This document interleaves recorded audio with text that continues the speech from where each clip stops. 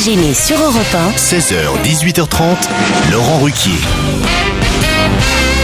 Bienvenue sur Europe 1 jusqu'à 18h30, effectivement. Pendant 2h30, vous allez pouvoir profiter de Isabelle Motro, Stevie Boulet, Philippe Alfonsi, Jérémy Michalak, Pierre Bénichou. Et comme on dit dans ces cas-là, dans les programmes radio ou télé, et sous réserve, Titoff. C'est ça, hein, je dirais vraiment. On dit sous réserve. Ouais, c'est ça, c'est avec un peu de bol, quoi. C'est si on a de la chance, on l'aura. Un garçon très réservé. Oui. C'est pas par nous, en tout cas. Non. Monsieur Bénichou, vous avez l'air de maugrer. Enfin, je sais Pas du tout, dans je votre maugre coin. pas du tout. Oui, dans votre coin, là. Non, ça va très bien. Pierre Maugré, ce serait extraordinaire. Pourquoi? C'est pour son genre du tout. Bon, tu te coiffes avant de me parler. J'ai déjà vu des hirsutes. Hein, c'est parti. Il n'y a pas un peigne chez toi? Non, c'est comme ça qu'on se comprends même pas quitter les serres entre elles. C'est marrant. C'est pas une goton non plus. Ça milite dans des trucs contre les libertés, machin, tout ça. Et ça peut pas te filer un coup de crasseux de temps en temps? Non, mais je te jure, c'est pas croyable. Vous n'êtes jamais content, Pierre. Jamais. Avant que l'émission ne démarre, vous avez reproché à Stevie d'avoir le crâne rasé, à Isabelle d'avoir les cheveux trop longs et mal coiffés. Mais enfin, qu'est-ce qu'il vous faut? Moi, Stevie, c'est un mec bien parce que Stevie, il a fait son service. Lui, c'est pas comme beaucoup d'autres. C'est vrai qu'il a une tête de militaire maintenant. Mais oui, c'est un militaire, c'est un soldat, il en faut même dans l'armée. C'est vrai, ça impressionne l'ennemi, ça. Moi, je suis là pour décontracter le soldat. Quelle humilité. Il est le pléonasme de l'armée, le troufion. N'applaudissez pas, En tout cas, Philippe Alfonsi va être particulièrement content, n'est-ce pas, Philippe, de ce papier, de ce mail envoyé par Jean-Noël qui reproche à monsieur Bénichou d'avancer toujours des choses sans savoir et de se moquer de ses petits camarades, car vous en êtes parfois victime vous-même, Philippe, et moi le premier, car monsieur Bénichou s'est moqué de moi l'autre jour parce que je ne savais pas ce que c'était que le pancrace. Eh bien, le pancrace, cher Pierre, c'est pas du tout ce que vous avez dit. Voilà. Comment ça? Alors, vous avez voulu me moucher une fois de plus. Lutte, le C'est un sport de combat. Le pancrace n'est pas l'ancien nom de la lutte gréco-romaine, comme vous l'avez dit, mais un sport de combat à part entière, combinant les gestes de boxe pied-point et la lutte au sol. Le pancrace existe toujours, monsieur Bénichou. Non, pas du tout, je ne reconnais pas du tout mon erreur. Vous ne saviez pas ce que c'est que le pancrace, j'ai dit, c'est une lutte un peu qui ressemble un peu à la boxe française, et un peu à la lutte gréco-romaine. C'est une ce qui est vrai. Alors l'autre, comme il doit être 12 dans la fédération de pancrace en ce moment. Plusieurs milliers de pratiquants sur le sol français. Le pancrace a toujours droit de citer. Ça n'a rien à voir avec la lutte gréco-romaine. C'est à peu près la même chose. C'est deux connards qui se tapent dessus, quoi. C'est tout. Par exemple, pareil pour les séistes. L'autre jour, j'ai appris à tout le monde ce que c'était qu'un séiste autour de cette table. Ouais. C'est à propos de Tony Estanguet, qui a obtenu un nouveau titre de champion du monde. Eh bien, Pierre Bénichou, lui, ne sait pas faire de canoë ni de kayak comme monsieur Estanguet, parce qu'il est pas séiste. C'est pas mal. C'est envoyé par Bernard. Et alors, je voyais pas la chute. C'est bien, oui. Parce que moi, je sais pas, pour le coup. C'est quelqu'un qui fait du canoë ou du kayak. Vous voyez, il y en a un qui rame, l'autre pas. Un des sports les plus populaires avec le pancrace. Qu'est-ce que tu veux faire dans la vie, Robert? Je veux être soit champion de pancrace, soit professionnel de C. Mathilde m'écrit, et j'envoie un message pour mon chroniqueur préféré, dit-elle, monsieur Bénichou. J'ai 16 ans et je voudrais devenir journaliste. Si je prends exemple sur lui, peut-être un jour travaillerai-je au Nouvel Observateur ou bien à Europe 1, why not? D'ailleurs, si j'ai besoin d'un stage, je me permettrai de contacter monsieur Bénichou. Merci pour votre émission que mon père et moi écoutons le plus souvent possible. Pierre, alors je vous signale, ne dites pas de grossièreté parce que tu vas finir en tôle. La demoiselle écoute avec son papa. Je suis très heureux que vous veniez avec votre papa, mais il est un moment où pour devenir journaliste,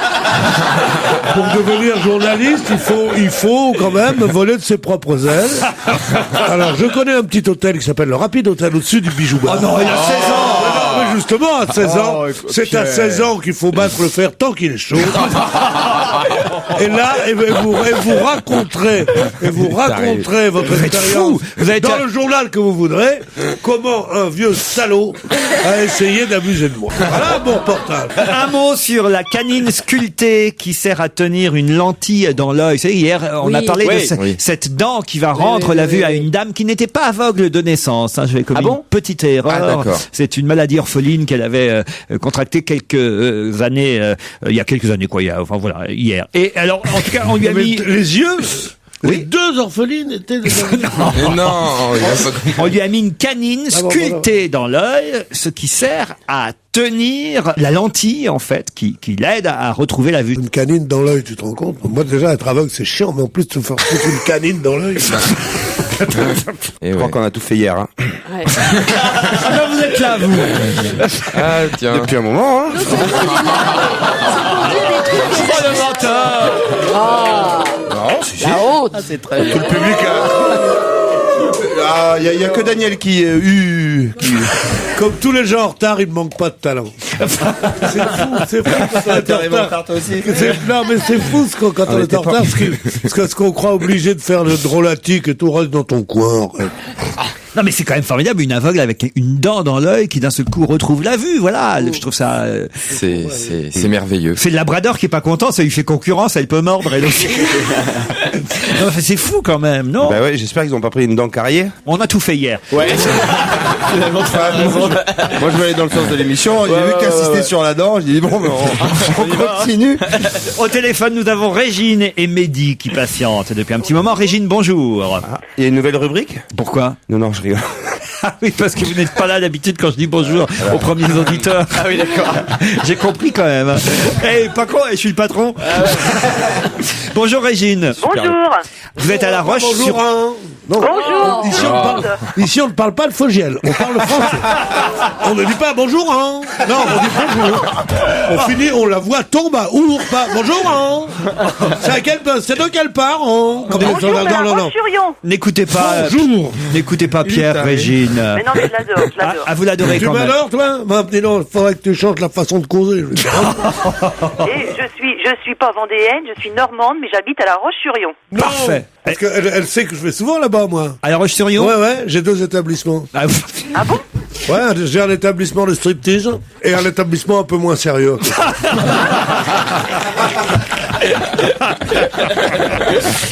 Qu'est-ce que vous faites dans la vie, Régine, à La Roche-sur-Yon? Alors, je suis conjointe collaboratrice. C'est-à-dire ça? C'est-à-dire que je travaille avec mon mari. Oui, qui fait? On a une petite entreprise qui s'appelle la boutique de l'ébéniste à La Roche. La boutique de l'ébéniste. Voilà. C'est un truc de échangiste très connu. On fait de l'agencement intérieur. Pendant que Monsieur Lim, Madame Rabotte. C'est un truc échangiste. Il me faut beaucoup de temps pour mes établissements. Regardez ce bois comme il est beau. Non, mais vous pourrez regarder, on a un beau site en plus. Oh, mais j'en suis sûr, on va regarder ça très vite. Votre petite boutique d'ébénisterie à La Roche-sur-Yon. J'ai une copine, moi, qui fait dans l'ébénisterie aussi, que je salue. Vous voyez, c'est un beau métier, en tout cas, de travailler le bois. Ah bah, certainement, oui. Voilà, bravo Régine. Mehdi est à Lille. Bonjour Mehdi. Oui, bonjour Laurent, bonjour l'équipe. Alors, qu'est-ce que vous faites, vous, dans le Nord? Je suis intérimaire dans le métier du bâtiment. Intérimaire dans le bâtiment. Ça veut dire que vous êtes sur les chantiers? Tout à fait, oui, c'est ça. Eh, mais vous avez une spécialité sur les chantiers? C'est pour Stevie qui s'intéresse. La maçonnerie, la maçonnerie. La maçonnerie. Ah, ça lui va. C'est beau la maçonnerie. Bah, enfin, quand même, c'est quand même dur, hein. C'est des métiers difficiles parce qu'on travaille à l'extérieur tant que la maison est pas construite, en tout cas. Comme j'habite dans le Nord, il pleut, quand il pleut, on travaille pas, donc ça va. Ah, Non, moi j'ai travaillé 3 ans dans le bâtiment. et c'est vrai. Mais quand il pleuvait, on travaillait pas pour de bon. Bah, enfin, Quand vous- il faisait très beau non plus, c'est dommage quoi. Mais c'est vrai que Titoff a été maçon lui aussi. Peintre, attention. Avec peintre son en papa. bâtiment, Peintre en bâtiment. Régine, Mehdi, voici la première question du jour, les questions de challenge. Est-ce que vous êtes prêts l'un et l'autre? Oui. Alors voici. Aujourd'hui, le ministère de la Culture a été obligé de démentir quelque chose qui était écrit dans un reportage consacré à Frédéric Mitterrand dans Paris Match. Qu'est-ce que le ministère de la Culture a été obligé de démentir concernant Frédéric Mitterrand dans son ministère? Vous avez 5 secondes, méfiez-vous, allez vite parce que je vois que Philippe Alfonsi a l'air de connaître la réponse. Il a l'œil qui frise. Ah, on ne sait pas du côté de Régine, du côté de Mehdi. Allez, là. Vous n'avez pas de bol parce que Philippe Alfonsi, qui est alors, C'est dommage, il connaît une réponse a l'air- par an et là il a l'air de a l'air de l'avoir. connaître la réponse. Allez-y, C'est pas vrai, hein. c'est quoi? peut-être pas une question de sonnette. Oui, alors Voilà. c'est-à-dire? C'est-à-dire que on a prétendu que Monsieur Mitterrand, enfin Frédéric, voulait pour qu'on lui serve son thé, qu'on lui amène son whisky, etc. Comme il voulait pas se déranger, il voulait avoir une sonnette pour appuyer sur la sonnette pour appeler les gens, les domestiques, n'est-ce pas? Et ça a fait, et on a prétendu que ça avait fait scandale, que tout le monde avait failli se mettre en grève parce qu'on ne sonnait pas comme ça les domestiques du ministère. Excellente réponse de Philippe Alfonsi. Il a été trop vite.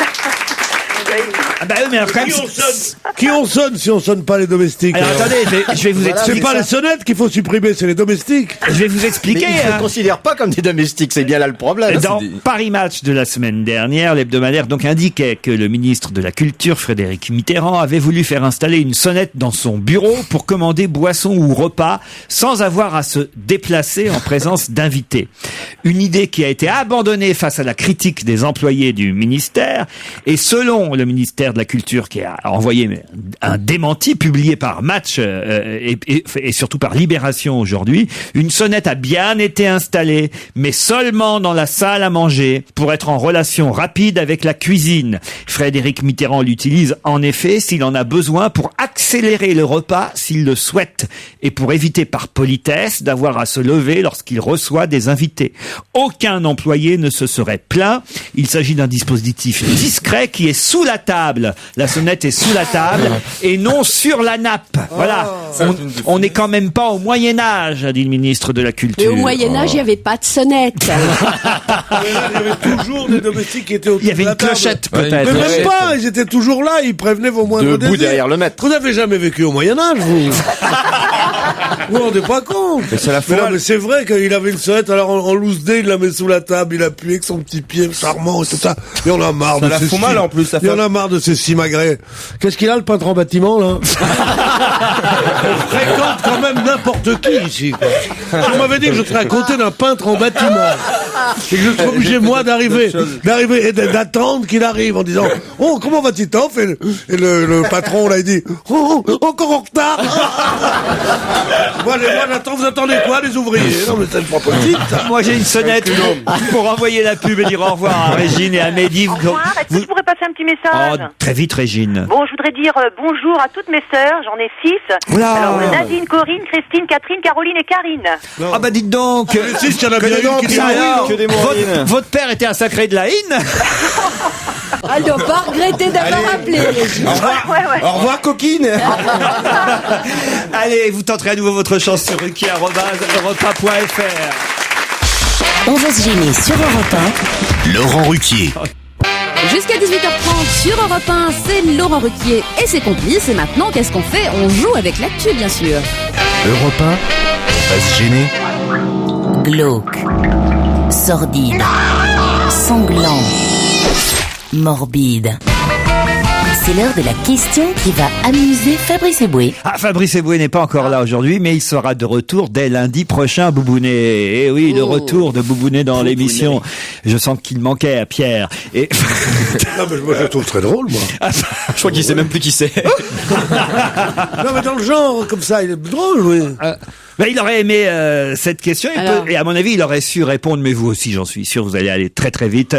Pour quelle raison le chroniqueur gastronomique Perico Légas est-il à l'honneur dans la presse partout aujourd'hui? Ah, Il a moi, reçu je sais. une étoile, Je une sais. fourchette. Non, il a reçu une lettre. C'est parce que c'est lui qui a... Pardon. Vas-y. Laisse parler un peu Pierre, quand même. Il a...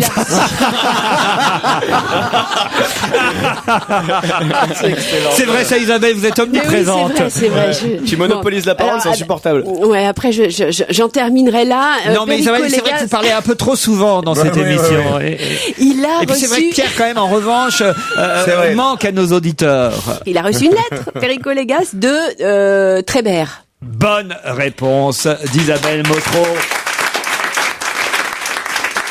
C'est lui que le fugitif Jean-Pierre Trébert, assassin présumé de Géraldine Giraud et de Katia Allerbé, c'est lui que Trébert a choisi pour lui adresser un courrier au magazine Marianne. Il a écrit une lettre qu'a publiée Marianne et cette lettre était adressée au chroniqueur gastronomique, c'est assez curieux quand même, du magazine Marianne. Alors effectivement, on peut se demander pourquoi Perico Légas, parce que tout simplement, il considère que c'est un journaliste de talent qu'il apprécie pour ses coups de gueule pour l'agriculture raisonnée. C'est assez curieux quand même. C'est un Ça veut homme dire des qu'il lit bois. Marianne. Voilà, il aurait pu envoyer son courrier à un journaliste Des faits divers, journaliste chroniqueur Justice, judiciaire. judiciaire, oui, voilà. Perico Légas, c'est une petite vedette dans le journalisme, c'est parce que c'est pas, il est chroniqueur gastronomique entre autres, mais il s'occupe beaucoup justement des produits d'agriculture, ça, et il ramène des scoops au journal, et il a été longtemps le chouchou de Jean-François Kahn, qu'il conduisait en voiture, et tout ça, c'est un personnage haut en couleur, une sorte d'Henri Jeunesse Tu te souviens? Et la tantina de Burgos. Vous la chantez? Ah oui, je connais pas.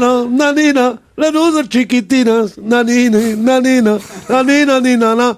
Et la tantina de Burgos. Ah Vous ouais. connaissez pas cette chanson? Ah non. Bien sûr. Mais quelle bande On de connaît cons. que ça. Quelle bande de cons. Sous prétexte qu'on connaît pas la cantine de Burgos La d'Henri Jeunesse, on la serait des cons. tantina de Burgos. Mais vous n'aimez pas Henri Jeunesse? Vous êtes sans arrêt à parler de Sardes, de Lévi-Strauss, de conneries, et de Henri Jeunesse, vous connaissez pas. Tu connais pas Britney Spears? To be three, to be four. Il paraît que to be Non, three, alors- ils sont que deux maintenant. Non, mais touchez pas à Toby Street, pauvre Philippe Nikolic. Franchement, c'est plutôt triste. Ce jeune C'est homme triste, bien sûr. Moi, quand un jeune homme meurt, c'est triste. Bah oui, quand même. Toujours. 35 ans, c'est quand même vache. Oui. Bah, franchement. 35 ans, c'est 2 ans de plus que notre Seigneur, quand même. N'oublie pas ça. Ah oui, vu comme ça, effectivement. Et il avait fait quand même, qu'on soit pour ou contre les théories à Jésus, il avait fait quand même autre chose que to be three, quand même. Lui, c'était to be a million, to be 10 million, to be all the world. Certes, Pierre, mais quand même, vous me permettrez de signaler que je trouve un peu juste ce que TF1, au journal de 20h, le jour de la disparition de ce pauvre garçon, a fait, parce que vraiment consacrer à peine 20 secondes à la disparition de Philippe Nikolic, que quand même TF1 a encensé, exploité, utilisé pendant des années à travers des feuilletons, de la musique, ça faisait la une de tous les magazines, ils ont pris du pognon là-dessus pendant des années, et c'est à peine si on a vu une image des To Be Free au moment de sa disparition. TF1, regardez pour Michael Jackson, qu'est-ce qu'ils ont fait, 1 minute aussi, pas plus. Non, Ils aiment pas la musique moderne. Ils aiment pas les gens qui ont Ah non, mais révolutionné l'art. j'ai trouvé ça d'une injustice. Ou alors ils ont peut-être eu peur. totale. Ils ont peut-être eu peur que le mouvement des boys bands se remette en marche, quoi. Je sais pas. En tout cas, pour en revenir à l'affaire Trébert et à ce fugitif qui a écrit donc au journal Marianne, ce qui quand même est curieux, c'est pas de chance pour VSD et pour nous, c'est qu'hier, souvenez-vous, on parlait du témoignage de Madame Trébert, non pas Françoise, mais Marie-Pascale, et le titre de VSD, c'était cette déclaration de Madame Trébert: on ne reverra jamais Jean-Pierre.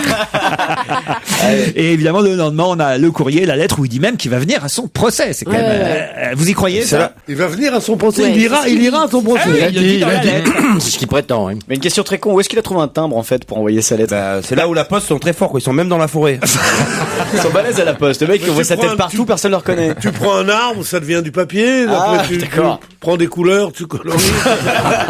il y a quand même 28 ans qu'il est en cavale. Il a manifestement des amis et puis des complices pour pouvoir effectivement envoyer une lettre qui est... Non mais ça contredit toutes les thèses comme quoi il se cacherait dans la forêt. Effectivement, Il est pas si con, la forêt on te retrouve tout de suite. Tandis que au 11e étage, dans une tour, Voilà, exactement. à Blainville, évidemment que t'étais... Dans la ville qu'on se cache le mieux. Bien Ouais, sûr. enfin, il serait dans le Jura. La lettre est partie du Jura. Alors, Il y a des villes dans le Jura. Il y a des villes dans le Jura. il y a des villes dans le Jura, ça m'étonnerait. Ça m'étonnerait qu'il y ait des immeubles. Voilà.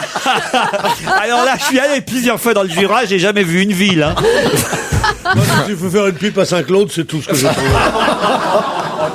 Et après, il va non mais écoutez, franchement. Pierre. Oui, mais moi, c'est dans le mouvement. Et moi non alors. Mais non, toi, c'est plaqué, c'est une grossièreté pour une grossièreté. Moi, c'est machin, on se dit, mais c'est pas possible que la même bouche qui nous a enchanté tout à l'heure soit à ce point gros gavé d'ordures Non, comme pas ça. enchanté, Et Cash. youpi, puis ça passe, vous comprenez? Pas enchanté, N'est-ce pas les filles, enchanté. dites oui ou non? Voilà, c'est tout. Ça n'a rien à voir. C'est quelque chose. Bénichou au Stade de France, c'est quand même quelque chose. Enfin, faut dire qu'aujourd'hui on est le public de Franck Michael, donc c'est normal qu'il ait du succès. Et puis en plus, quand même, un des premiers jours en l'absence de Kersozon, Alors ça c'est pas bien. Regardez Pierre, moi qui quand même est déjà atteint, on va dire la force de l'âge, hein, passé 40 ans qui se fait. Regardez ce petit con de Michalak là que j'ai aimé l'année dernière encore. Mais là c'est fini lui as entre nous. prouvé, La nuit dernière. Entre Joujou et moi c'est fini. Mais Ah non alors là sous prétexte qu'on a un public un peu au-dessus de, on va dire 40 ou 50 ans, voilà qui fait il fait sa mijaurée. C'est pas ça, je suis surpris, c'est Daniel qui a l'air d'être la plus jeune, c'est flippant quoi. Pierre, faites quelque chose, dites. Oh, mais je parle pas, moi, tu crois pas que je vais parler à ça, non? D'abord, remets ton soutien-gorge quand tu me parles. C'est vrai qu'on a un public un peu plus âgé que d'habitude. Pas du tout. Alors je trouve pas moi. Mais d'où, alors, est-ce que c'est un groupe qui vient aujourd'hui? D'où venez-vous, messieurs, dames? Non, c'est pas. D'où venez-vous?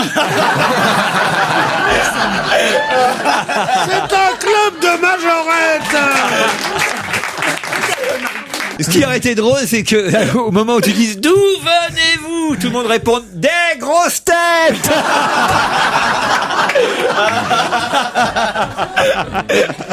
Bon, je reviens à Montrébert, là, si vous voulez bien. Montrébert. Je dirais qu'il est planqué dans ton jardin quand tu dis ça. J'y suis pour rien, quand même, mais c'est quand même fou que ce fugitif, hier, on disait, tiens, on n'en parle plus, on sait pas où il est, d'un seul coup, paf. Partout. Comme s'il nous avait entendu hier après-midi, qui s'était dit, tiens, je vais envoyer une petite lettre par Chronopost. Moi, je suis sûr qu'il y a un truc comme ça. Hein. Ah oui? Ou par sa sœur, peut-être par Irène, il l'a pu la passer. Comment ça, par Irène de Trébert, ça vous dit rien? C'est qui ça, Irène de Trébert? Irène de Trébert, c'était une chanson encore. Oh putain, il va chanter. Je le sens là, je sens. C'est une chanson. Tu dis n'importe quoi. Elle a chanté jusqu'à l'occupation. Non, à la Libération, elle a chanté avec les sœurs Étienne et tout ça. Oui. C'est la pluie qui tombe goutte à goutte. C'est la pluie qui tombe doucement. Tu connaissais pas tout ça? Ça, je connais les sœurs Étienne, en revanche. Tiens, j'ai un groupe que vous allez apprécier. Les Beatles, ça vous dit quelque chose? Les Beatles, attends, ça c'est les Américains? Ouais. Des Américains, pas tout à fait, mais Paperback Writer, leur succès sur Europe 1. Et c'est la suite d'On va gêner sur Europe 1 avec autour de Laurent Ruquier. Aujourd'hui, Philippe Alfonsi, Pierre Bénichou, Stevie Boulet, Jérémy Michalak, Isabelle Montreux et Titoff. Europe 1, on va se gêner. La question sport. Qui fait suer. Qu'est-ce qu'il y a, Stevie? Non, j'avais pas mis mon micro. Et en fait, ça me réveille. Il faut pas le mettre, hein, ton micro. C'est une déformation. Ouais, le micro sans fil. Comment t'expliquer, Il a dû être bien dans l'armée. Oh, ben là, j'ai la tête nue, donnez-moi un micro. Attends, je parle pas comme ça, moi. Paul Leccia a déclaré dans la presse ce matin: elle nous a dit qu'elle avait envie de repos et qu'elle voulait vivre sa vie de femme. Nous respectons sa décision. Il y a un piège, Paul Leccia est président du club de Marseille. Il y a un piège. Et de qui parle-t-il? Laure Manodou. Eh ben non. Il y a un piège. Vous voyez, je vous l'avais dit. Tu le connais bien. Il est déjà tombé dans plusieurs de mes pièges. Et il ne s'agit pas de Laure Manodou. Bon, enfin, c'est une Jeannie sportive. Longo. Jeannie Longo, non. Elle nous a dit qu'elle voulait Zidane. Non. C'est une On en femme. parle au féminin. Une Zidane. femme, ouais. Une sportive. Une sportive féminine. Qui décide d'arrêter sa carrière de nageuse. De nageuse. De nageuse. Eh oui. C'est pour ça que je vous en parle, parce que la pauvre, elle a pas de chance. dis donc, oui. Elle décide d'arrêter sa carrière de nageuse C'est le mauvais jour. au moment où Laure Manodou fait la une avec la même chose exactement. Et au même âge, 22 ans toutes les deux. Et elle aussi prend sa retraite alors qu'elle a été championne d'Europe du 200 mètres d'eau en 2006. Christine Caron. Non. Mais à une lettre près, vous avez son nom. Aaron. Non. Marron. Non. Oh bah enfin. Amon. Vous voyez la pauvre. Hein. Totalement éclipsée par Laure Manodou. Jamon. Ah non. Non. Humon. Esther. Esther. Esther. Esther de Bois. Esther. Eh ben voilà. Esther Aumont. Vous pouvez expliquer comment entre Caron et Aumont, il n'y aurait qu'une lettre de différence. Une lettre. Ah oui, j'ai dit une lettre. Il a dit oui. Une lettre. Esther Baron. Kama. Que vous avez dit? Baron. Bonne réponse de Titoff, Esther Baron. La pauvre Esther Baron. Alors franchement, c'est terrible pour elle. Là, on est toujours, quand on croit être vedette, on est toujours submergé par quelqu'un comme ça, comme ça se passe beaucoup pour les morts, par exemple. Quelqu'un qui On a meurt. parlé la semaine dernière Eh entre oui. Jean-Claude Massoulier et Sim, par exemple, à un autre niveau, certes. Cocteau et Piaf. Voilà. Michael Jackson et René Desmusclés. Voilà. Ginette Neveu et Marcel Cerdan. C'est qui Ginette Neveu? Dans l'avion de Cerdan. Ouais. Quand ils arrivent en 49 sur les Açores et que l'avion explose, qui y a dans l'avion? Mais il y a le pilote aussi. Il y a la plus grande violoniste française qui s'appelle Ginette Neveu. C'est pas vrai. Oui, Ils étaient ensemble, Cerdan et Neveu? Non. Mais là, j'étais pas ensemble, Cerdan et Neveu. Tu couches pas avec tous les mecs à qui tu prends l'avion. Dans un Boeing, tu te fais 238 mecs, toi. Elle allait à New York donner des concerts et lui allait faire son combat de boxe. Bon, l'avion a explosé, ils sont morts. Il y a eu évidemment la une de tous les journaux, c'est normal, sur Cerdan. Et il y a eu un entrefilet sur Ginette Neveu. Si elle était morte seule dans l'avion, il y aurait eu la une sur Ginette Neveu. Vous voyez, grâce à vous, Pierre, aujourd'hui, la France entière, n'exagérons rien, mais une bonne partie de la France, ceux qui écoutent Europe 1, se rappelleront de Ginette Neveu, la grande violoniste, et grâce à moi, ils se rappelleront d'Esther Baron, la nageuse, qui prend sa retraite à 22 ans. Ça, c'est formidable. Comme Laure Manodou, prenez votre retraite à 22 ans. On peut profiter de la vie. Moi, si j'avais su, j'aurais pris ma retraite à 22 ans. Maintenant, je me dis, ça va. Les 60 premières années sont passées, le plus dur est fait. Mais moi, je trouve ça tragique. Je rigolais là parce que prendre sa retraite à 22 ans, tu te disais, mais qu'est-ce que tu vas faire de ta vie après? Parce qu'elle a assez d'argent, Laure Manodou. Elle aura le temps d'aller à la plage. Mais sa retraite de nageuse, elle peut faire autre chose. C'est inutile de toute façon, la retraite, les nageurs le prennent à 28 ou 30 ans. Plus tard. Alors elle va être quoi? Prof de natation, toutes les conneries? Non, elle veut pas faire de la décoration d'intérieur. Le petit Grégory, il a pris encore plus tôt sa retraite. Laurent. Sa retraite de nageur. C'est horrible. Il se languit que Fabrice et Bouillon reviennent, en fait. C'est des teasers. Oui, je crois que Laure Manodou, en revanche, pour sa retraite, a prévu de faire de la décoration d'intérieur. Apparemment, c'est son rêve, sa passion. Après la natation, elle va mettre un stérilet. Oh non.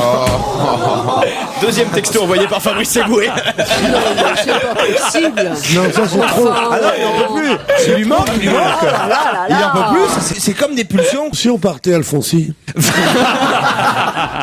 Laure Manodou, en tout cas, vous avez raison de signaler qu'elle veut être décoratrice. Non, d'ailleurs, elle dément, justement. Elle dément. Ouais, vous n'avez pas lu l'interview. Vous ne préparez plus l'émission Joujou comme avant. Voilà pourquoi je vous aime, moi. Le vendredi matin, j'ai une RTT, moi. Voilà. Elle raconte, c'est dans Le Parisien, la longue interview qu'elle accorde à Frédéric Michel. Elle dit, on dit tout et n'importe quoi sur moi.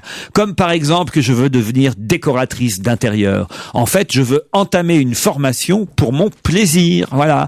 Elle entame une formation de décoratrice d'intérieur pour son plaisir. C'est bien ce que je disais.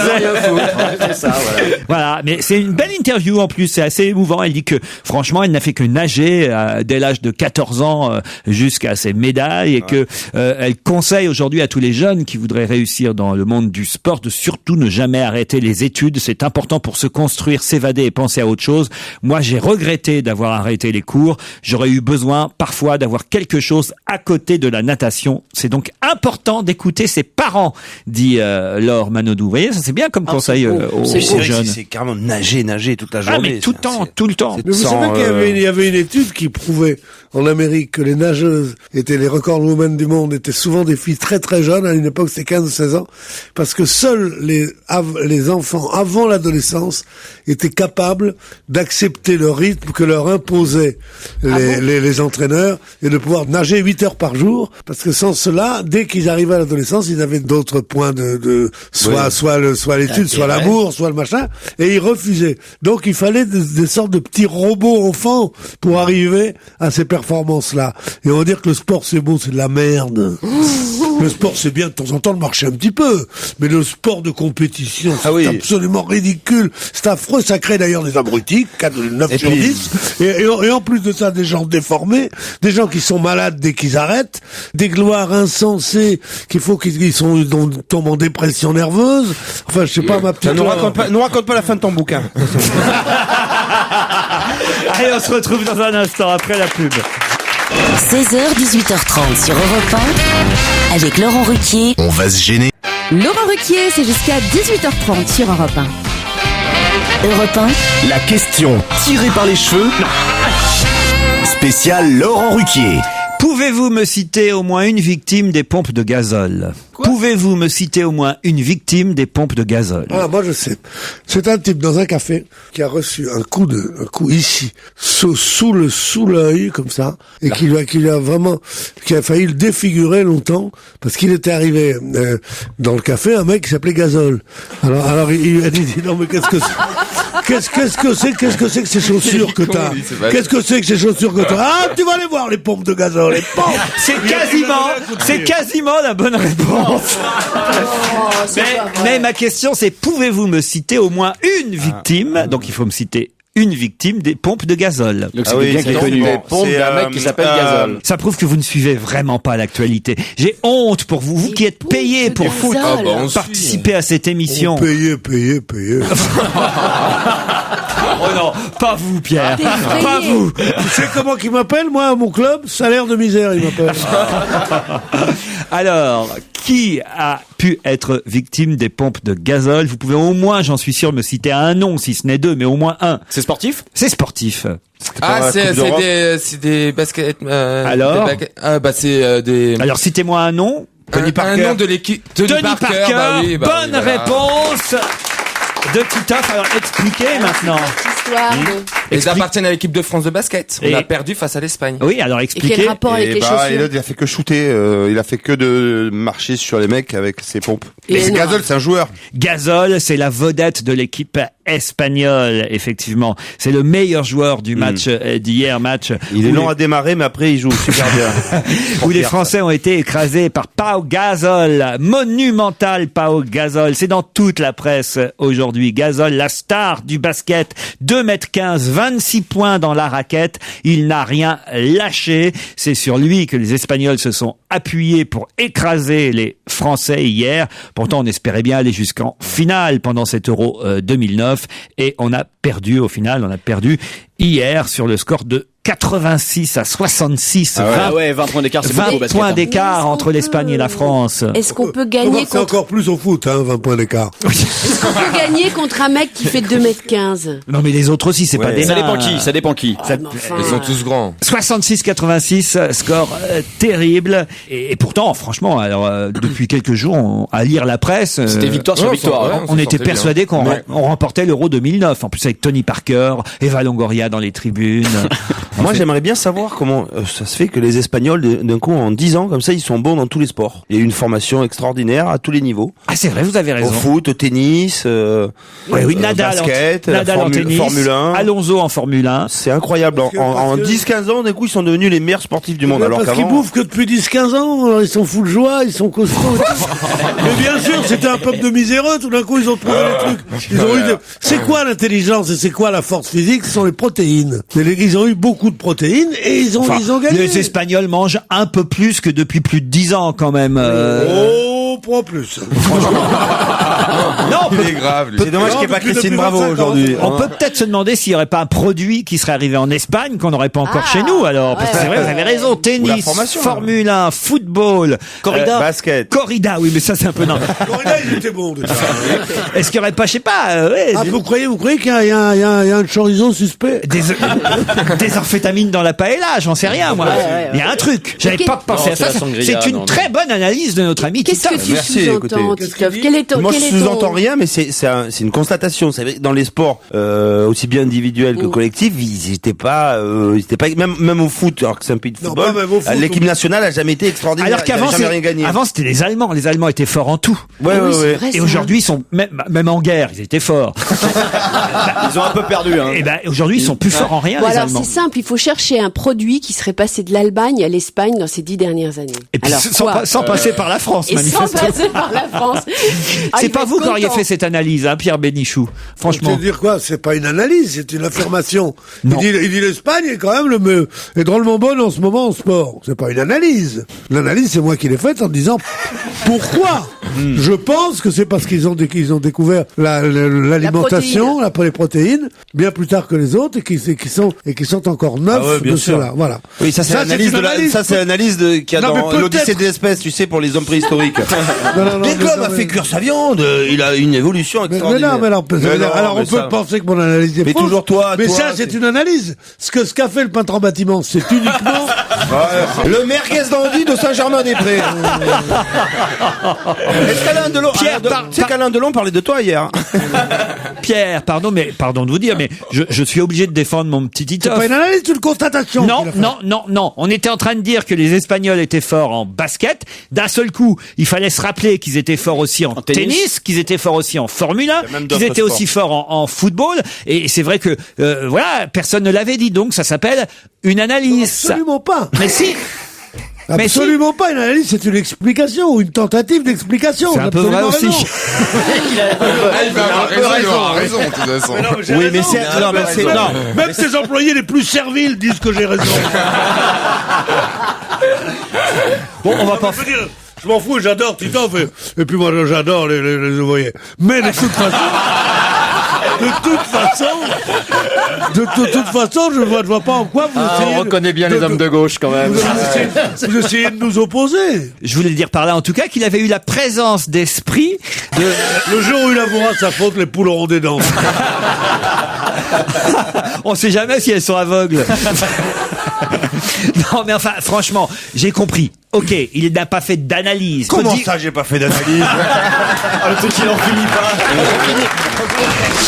On va se gêner sur Europe 1 avec Laurent Ruquier. Jusqu'à 18h30. 16h, 18h30 sur Europe 1, c'est votre rendez-vous de divertissement de l'après-midi avec Laurent Ruquier. Je vous rappelle que vous pouvez assister à l'émission en appelant le 3921 ou en allant sur le site europe1.fr.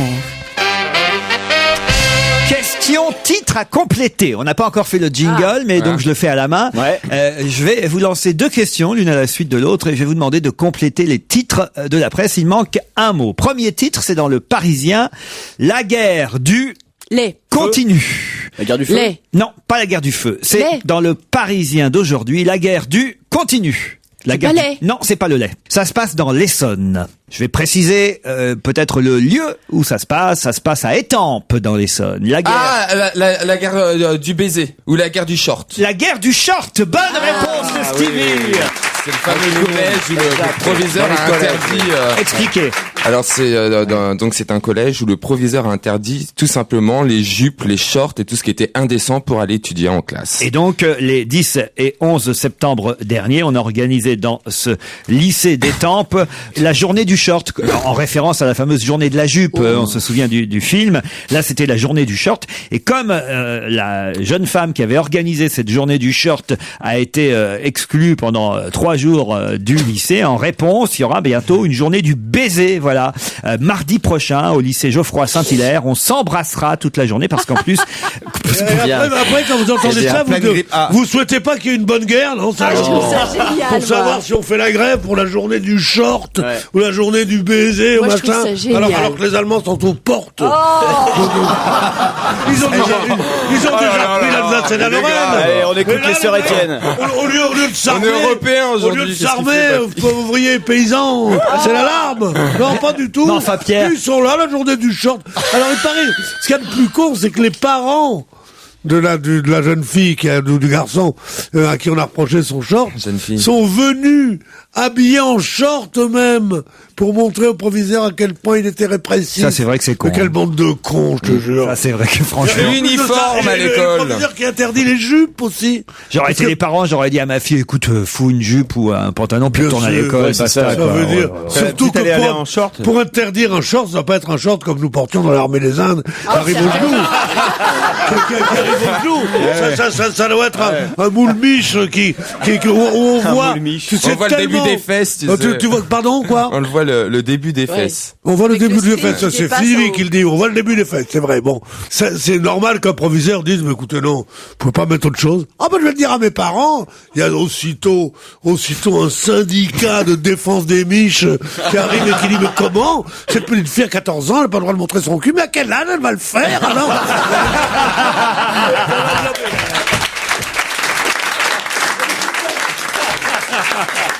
Tout ça me semble grotesque, je rassure mes auditeurs. La guerre n'est pas à nos portes, mais quand même une petite guerre, pas une guerre comme la grande ou celle de 40, une petite guerre serait pas mal quand même. Bon, vous avez une cinquantaine de morts. Très bien complété le premier titre, la guerre du short continue. Enfin, pour le short, d'accord Pierre, mais en revanche, pour The Right to Kiss. The quoi? The Right to Kiss, puisque le groupe sur Facebook, le groupe des élèves qui se réunissent pour faire la journée du baiser s'appelle The Right to Kiss. Le droit d'embrasser. Le droit d'embrasser. Ça, quand même, dans la cour de récréation, ils ont le droit un peu de se bécoter. Ouais, mais ça n'a rien à voir avec les shorts, je comprends pas. Pourquoi est-ce que ils vont se bécoter dans la cour de récréation? On est obligé de se bécoter dans l'enceinte d'une école. Et pourquoi pas moi, j'ai pas le droit de baiser dans les couloirs d'Europe 1? Parce qu'il y a des coins sombres à côté, il y a des chiottes, il y a tout ce que tu veux. Pourquoi Pierre, tu l'as jamais fait? Pourquoi Pierre? parce que tu veux absolument qu'on s'embrasse dans les écoles. Déjà qu'on de la mixité. C'est bien, c'est très bien.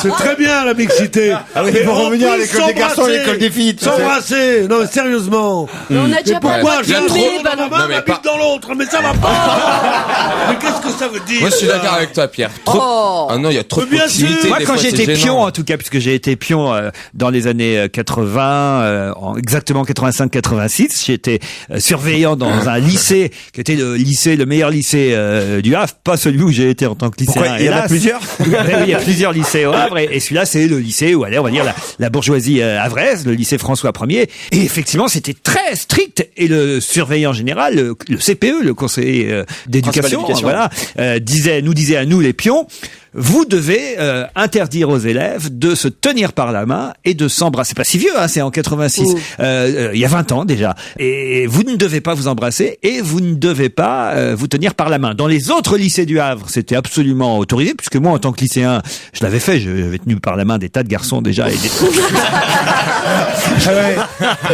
c'est même pas vrai en plus à l'époque. Ton deux profs de maths. J'étais pion et je jouais encore aux dames. En un sport. C'est pas possible. Est-ce qu'on pourrait compléter un deuxième titre, s'il vous plaît, puisque je vous avais annoncé 2 titres à compléter. Vous avez trouvé le premier. Il manquait le mot short dans La guerre du short continue. Là, c'est dans Libération que j'ai trouvé ce titre. Jean-Claude Dacier commet une maladresse. Non, une orthofeusade ou une orthofeusade. Une orthefeu. Bonne réponse de Titoff. Jean-Claude Dacier commet une orthefeu. Il a dit qu'il ne serait pas un président à la libanaise ni à l'africaine. Bon, alors beaucoup s'en sont émus du côté de Marseille parce qu'on a pensé qu'il visait évidemment l'ex-président de l'OM d'origine africaine, monsieur Pape Diouf. Alors ça a pris une grosse et aussi ampleur. L'ex-président du PSG, monsieur Villeneuve. Ah oui, et oui, qui est d'origine libanaise. J'avais pas pensé. Et alors lui, aujourd'hui, prend les gants de dire justement dans le Parisien, que j'ai lu ce matin avant de venir, je suis levé à 4 heures, et où il disait, mais non, je pense que monsieur Dacier est un brave type, moi je l'ai connu à TF1, il était bien. Non, je crois pas qu'il ait pu dire ça, ni pour Papa Diouf, qui est africain, ni pour moi, car il ne connaît pas le Liban et le Libanais. Ça veut dire, je suis aussi visé dans cette phrase ignoble du mec. Il faut pas dire ça, quoi. Il faut pas dire ça. Jean-Claude Dacier, président de l'OM, ça, alors que vous qui êtes Marseillais, oui. Alors qu'est-ce que vous en pensez? Bon. Ah, très bien, merci. Non. On se retrouve après les titres. Belle intervention. Laurent Ruquier sur Europe 1. On va se gêner. C'est la deuxième heure dont on va se gêner, toujours jusqu'à 18h30. Isabelle Motro, Titoff, Pierre Bénichou, Philippe Alfonsi, Jérémy Michalak et Steve Liboulet. Sans oublier Daniel et Vincent. Bonjour Daniel, qui est à Chartres. Oui, bonjour Laurent. Vous habitez près de la cathédrale? Pas très loin, effectivement. Pas très loin, vous y allez tous les dimanches? Non. Je la connais par cœur. Vous la connaissez? Ah, mais vous pourriez y aller parce que vous êtes croyante. Il y a bien des messes quand même encore au sein de la cathédrale, non? Mais c'est pas mon cas, je suis pas croyante du tout. Aïe. Mais vous avez la foi? Ça dépend en quoi. Qu'est-ce que vous faites dans la vie, Daniel? Ah, j'ai la chance d'être en pré-retraite. En pré-retraite, comme Laure Manodou, 22 ans donc. Voilà. Bon, et faisiez quoi avant d'être en... Ah là là, une profession inavouable. Oh là, lui c'est justice. Je faisais des misères aux gens, je travaillais dans le domaine du contentieux. Oui. Vincent est à Amiens, lui. Bonjour Vincent. Bonjour Laurent. Qu'est-ce que vous faites vous dans la vie? Je suis fonctionnaire. Fonctionnaire. Donc en pré-retraite. Mais dans quelle administration? En fait, je travaille pour le département et je fais des marchés publics. Pour le département de la Somme, donc, c'est ça? Tout à fait. Puisque c'est à Amiens. Vincent, vous avez bien révisé? J'ai révisé depuis 7 heures ce matin en écoutant Europe 1 et en regardant un petit peu sur Internet. Daniel, vous avez acheté tous les journaux? J'ai pas acheté les journaux, mais j'ai fait les différents sites d'infos sur Internet de fond en comble depuis une bonne heure. Alors écoutez, l'information, vous allez peut-être la trouver dans un journal gratuit. C'est dans 20 minutes que je l'ai trouvé. En effet, la Fédération française de tennis envisagerait de délocaliser le tournoi du Grand Chelem Roland-Garros. Mais où Roland-Garros pourrait-il se délocaliser d'ici à une dizaine d'années? Il va rester en France, sur la Côte d'Azur. Il va rester en France, oui, Roland-Garros. Sur la Côte d'Azur? Non, pas sur la Côte d'Azur. À Euro Disney. Chez Disneyland, à Euro Disney. Bonne réponse de Daniel. Bravo. Ah, je suis super content.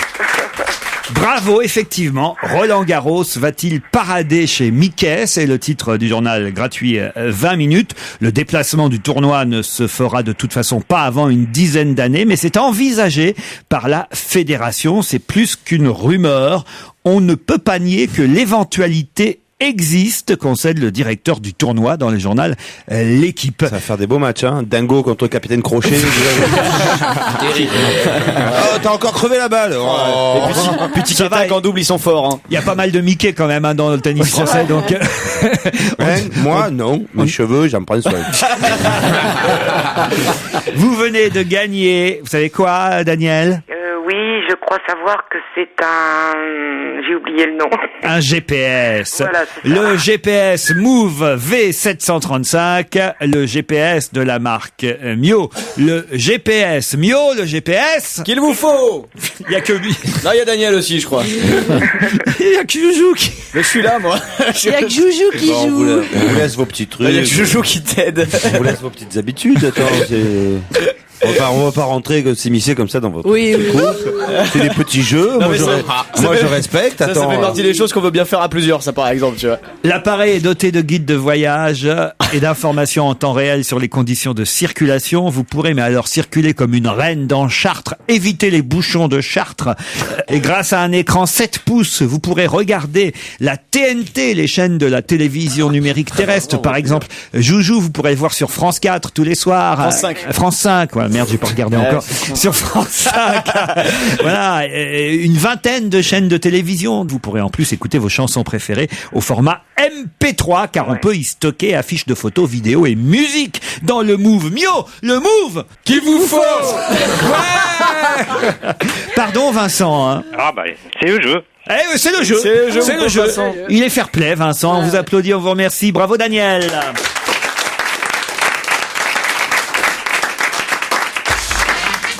Europe 1, on va se gêner. La question, citation. Qui a dit quoi? Quoi? Qui a dit je n'ai pas encore fait de chirurgie esthétique, je le ferai peut-être si je deviens complètement décatille. Ophélie Winter? Non. C'est un homme? C'est une femme. Catherine Deneuve? Non. Grishka Bogdanov? Non. Une femme française? Une femme française, mais c'est pas Michel Mireille Thor. Mathieu? Non. Adjani? Non. Elle a plus de 40 ans? Oui. Nana Mouskouri? Non. Plus de 50 ans? J'ai dit française, hein, Mouskouri est grecque, cher Stevie. Est-ce Même qu'elle si a- elle est dans votre cœur de français. Sylvie Vartan? Sylvie Vartan, bonne réponse de Titoff. Elle a pas fait de chirurgie? Non. Elle a pas fait de chirurgie, Sylvie Elle Vartan. le dit, je la crois. Bah, je sais pas, elle ressemble à toutes les pampines liftées, donc. Non. Pampine? Non, pas du tout. Pas du tout. Là. Non, mais on l'aime bien, ceci dit.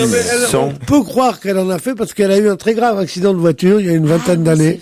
Et c'est vrai qu'elle avait le front ouvert. Et puis elle a dû en avoir un il y a 15 jours encore. Et qu'on lui a remis tout ça. Donc si elle a des traces ou visage un peu tiré et tout, c'est une dû à chirurgie l'accident. réparatrice et c'est pas une chirurgie esthétique. Ouais, enfin, l'accident de voiture, il date d'il y a 30 ou 40 ans, hein, Pierre. Il y a quelques années, oui. Ah, Non, mais vous allez m'excuser quand peu même. importe. Non, mais donc elle peut avoir l'apparence de quelqu'un qui a subi une opération esthétique. En tout cas, elle dit C'est que une non. opération- Voilà. Ben oui, c'est une opération réparatrice qu'elle a subie.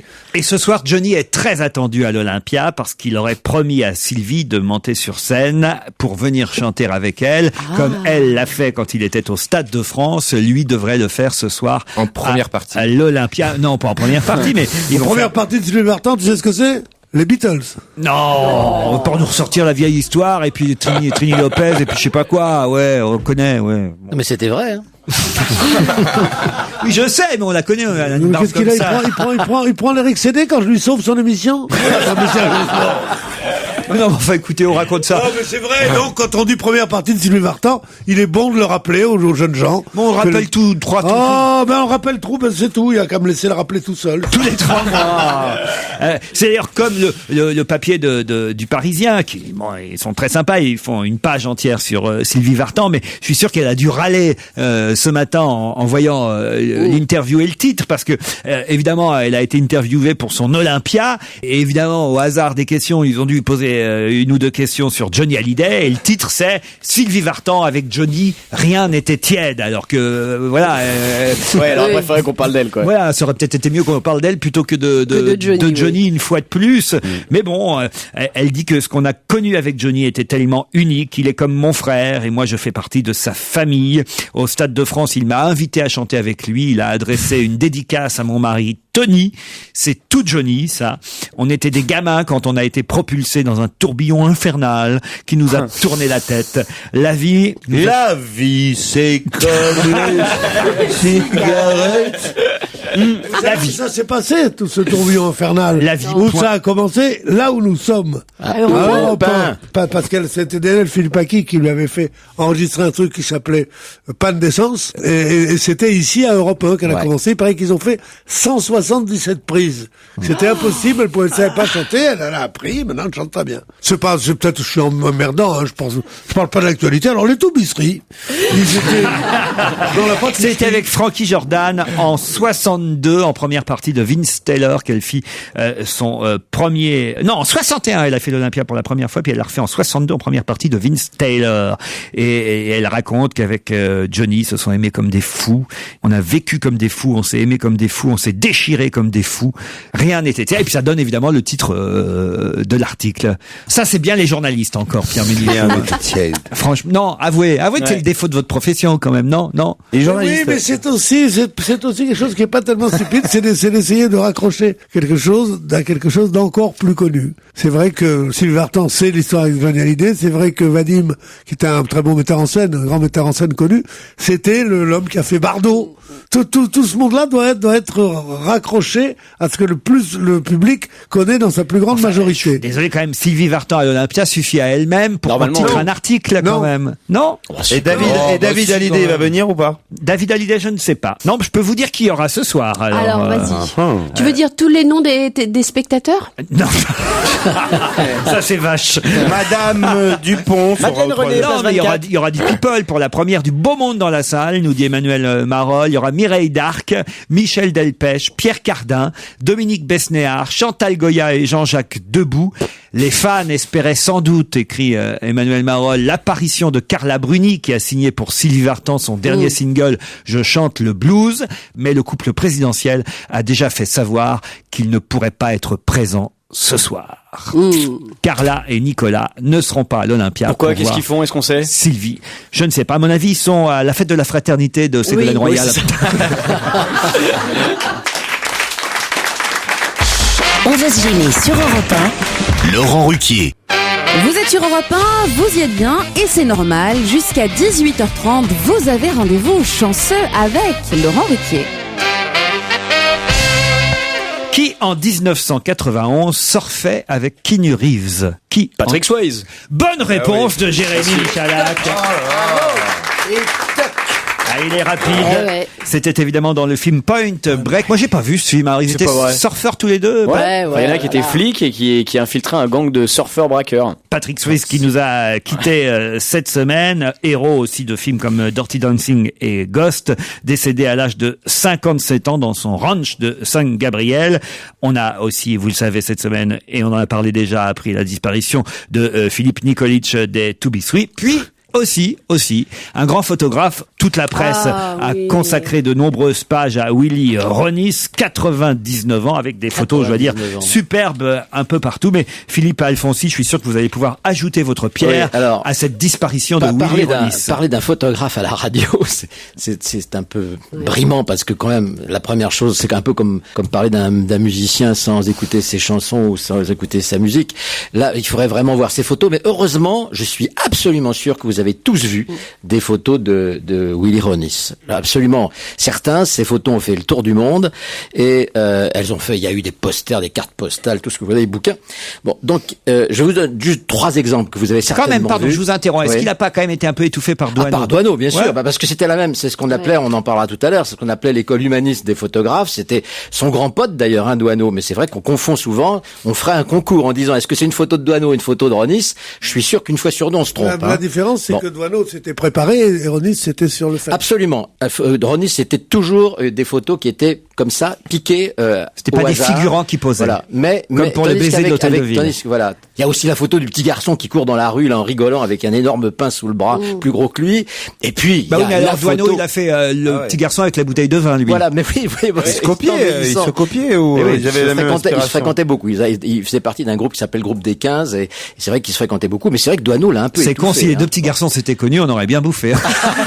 Il y en avait pas avec du fromage. Et puis il y avait une photo. Alors la photo la plus célèbre, c'est la photo la plus célèbre du Front populaire. C'est la petite fille au bonnet phrygien. Tu sais, la petite fille sur le dos de son père avec le poing levé. Ça, alors là, la photo, elle a fait le tour du monde. C'est la plus belle photo du Front populaire. Bon, et des photos comme ça, il en a fait, figurez-vous, plus de 300 000. Je sais pas si vous vous rendez compte. Bon, et toujours en effet, comme le disait Pierre tout à l'heure, au hasard de ses flâneries, au hasard de ses promenades, dans les rues, sur les quais, dans les ateliers, il photographiait toujours des petites gens, toujours des gosses, des ouvriers, des amoureux, etc. Jamais des gens célèbres. Il détestait. Et ces photos ont été, en effet, je vous le disais tout à l'heure, publiées à des milliers d'exemplaires, cartes postales, des posters, des bouquins, etc.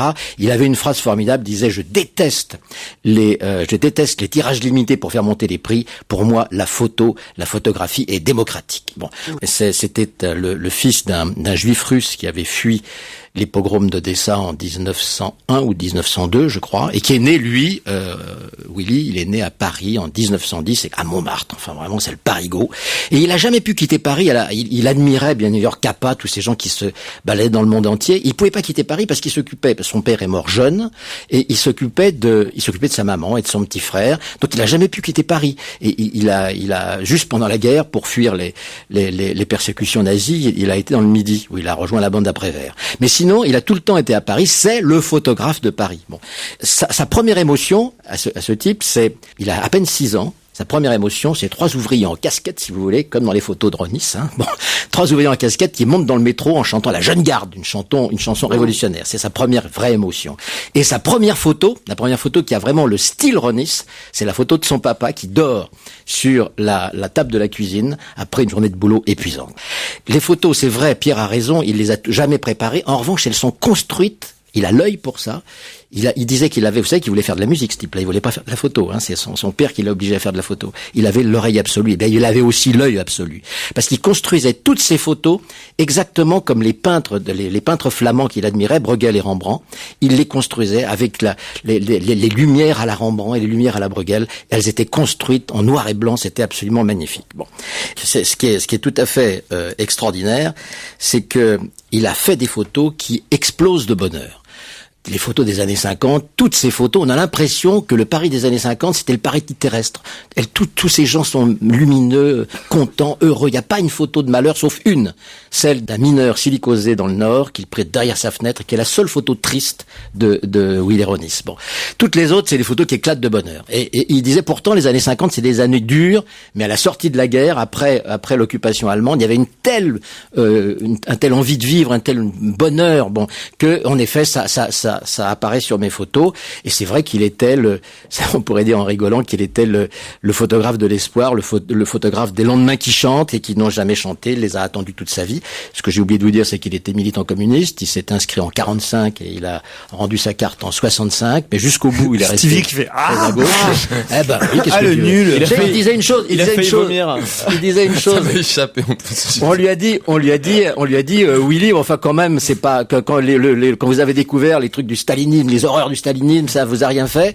Il a dit, et vous, si vous croyez en Dieu, parce qu'il y a un prêtre pédophile, vous perdez la foi? Bon. Il était comme ça, Willy. C'était un type formidable. C'est pas mal. Oui, mais oui, bon, voilà. C'était lui, c'était 99 ans, ça veut dire qu'il a photographié jusqu'à quel âge? Est-ce qu'il y a des photos récentes? Il a raccroché à 90 ans, figurez-vous. Ah, et ce type, par ailleurs, était un sportif incroyable, Il faisait du ski, du parapente, et son premier saut en parachute, Son fils s'est tué en parapente. Et son premier saut en parachute, il l'a fait à 82 ans. Ah oui. Bon. Mais Vous voyez, le plus Pierre, que ça conserve le sport, contrairement à ce que vous avez dit tout à l'heure. Il avait le sport amateur, oui. Et il avait une mémoire. Faut faire de la photographie professionnelle et du sport amateur, donc. Il avait une mémoire absolument formidable et il se rappelait des moindres détails de toutes les photos qu'il avait prises. Il se rappelait de la lumière, il se rappelait de la couleur de la robe de la bonne femme, il se rappelait de ce qu'il avait dit avec les gens, etc. Sa passion, c'était de retrouver les gens qu'il avait rendus célèbres en photo et qui étaient restés anonymes. Il adorait les retrouver. Par exemple, les amoureux de la Bastille, il les a retrouvés 20 ans après, il les a cherchés pendant des années et des années, il les a retrouvés 20 ans après. Il s'appelait Riton et Marinette. Ça s'invente pas quand même. Il s'appelait Riton et Marinette et il tenait un bistrot à quelques 100 mètres de la fameuse colonne de Juillet. Et il les a retrouvés par hasard. Mais la plus belle histoire, c'est il y a 3 ans, à la fête de l'UMA. Il y a tous ses potes autour de lui. Il y a Régis Debray, il y a Onfray, il y a Georges Marchais, le fameux photographe de Magnum, etc. Ils sont tous là et tout d'un coup, qui arrive la petite fille au bonnet phrygien. La petite fille au bonnet phrygien arrive, elle a 76 ans. Ah, génial. Et figurez-vous, vous savez comment elle s'appelle, elle aussi, ça s'invente pas. Elle s'appelle Suzanne Trompette. On dirait les noms d'Amélie Poulain. Voilà, c'est magnifique. Elle s'appelle Suzanne Trompette, elle a 76 ans et son papa, qui était ouvrier cheminot communiste, s'appelait Félix Gilles. Et Félix Gilles et Suzanne Trompette, donc c'est 2 personnages de la photo la plus célèbre de 1936 du Front populaire. Maintenant on connaît leur nom et je suis sûr que Willy Ronis qui faisait ces légendes de photos avec énormément de soin avant de partir là au pays où les hommes sont fraternels, eh bien je suis sûr qu'il a exigé que leurs noms maintenant sont au bas de la photo. En tout cas, c'était aussi et avant tout le photographe de Belleville et Ménilmontant. Et là, je suis un peu déçu, Pierre, parce que je pensais que vous alliez me fredonner Ménilmontant, quoi. Voilà, pour le public qui est venu pour ça. Ménilmontant, ça quand même, ça aurait dû normalement. Mais laquelle vous voulez de Ménilmontant? Il y a 18. Il y a 18 chansons sur Ménilmontant. Numéro 3. Mais non. La numéro 3, demande Stevie. Mais non, parce que la plus connue, c'est Ménilmontant. Mais oui, madame, c'est là que j'ai laissé mon cœur. Il y a la chanson de Maurice Chevalier. Les gars de Ménilmontant. T'en fais 2. Toujours remontant. Et il y a surtout Papa, c'était un lapin qui s'appelait J.B. Chopin et qui avait son domicile à Belleville. Soir avec sa famille, il se baladait en chantant sur les hauteurs de la Courtille. À Ménilmontant, à Ménilmontant. Bah voilà, on en a eu 3. On s'arrêterait avec cette pièce. Et on va gêner, continue sur Europe 1 avec autour de Laurent Ruquier en ce vendredi. Philippe Alfonsi, Pierre Bénichou, Stevie Boulet, Jérémy Michalak, Titoff et la seule fille, Isabelle Motro. D'autres questions, attention. Ah ouais. Qu'est-ce qu'il y a, Stevie? Bah, j'en ai pas trouvé aujourd'hui, ça me saoule. Ah ouais, alors là, vous devriez trouver, parce que quand même, on nous signale que bien qu'il soit âgé de 83 ans, il sera candidat à l'élection présidentielle de 2012. De qui s'agit-il? Bien, Le Pen. Pardon? Le Pen? Non, c'est pas en France. Pas Jean-Marie Le Pen, c'est pas en France. C'est au Sénégal, je crois. Bravo, c'est le président sénégalais qui a 83 ans et qui se représente pour un énième mandat. Voilà. On n'est pas des mouches. Ah non, il nous épatera toujours quand même. Ah, il a pas le nom quand même du président sénégalais, mais vous allez l'aider évidemment, n'est-ce pas, Philippe Alfonsi? Moi, je serai jamais un président sénégalais. C'est Diouf, non?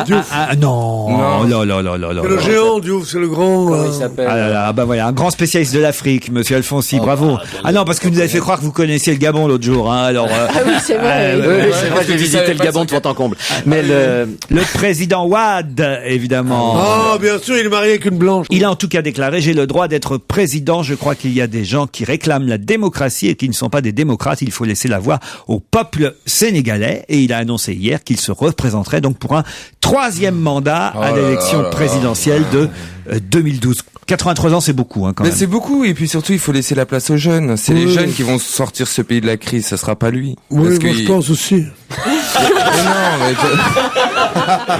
Je pense que c'est la sagesse qui parle par mais non, mais voix. en Afrique, c'est que des mecs qui sont installés là depuis des décennies. Au bout d'un moment, on se demande s'il y a réellement une démocratie. C'est pas comme en France. Oui, on se demande, oui. Bah tiens, justement, revenons à l'autre. Revenons en France avec Martine Aubry, qui ne connaît pas les élections truquées.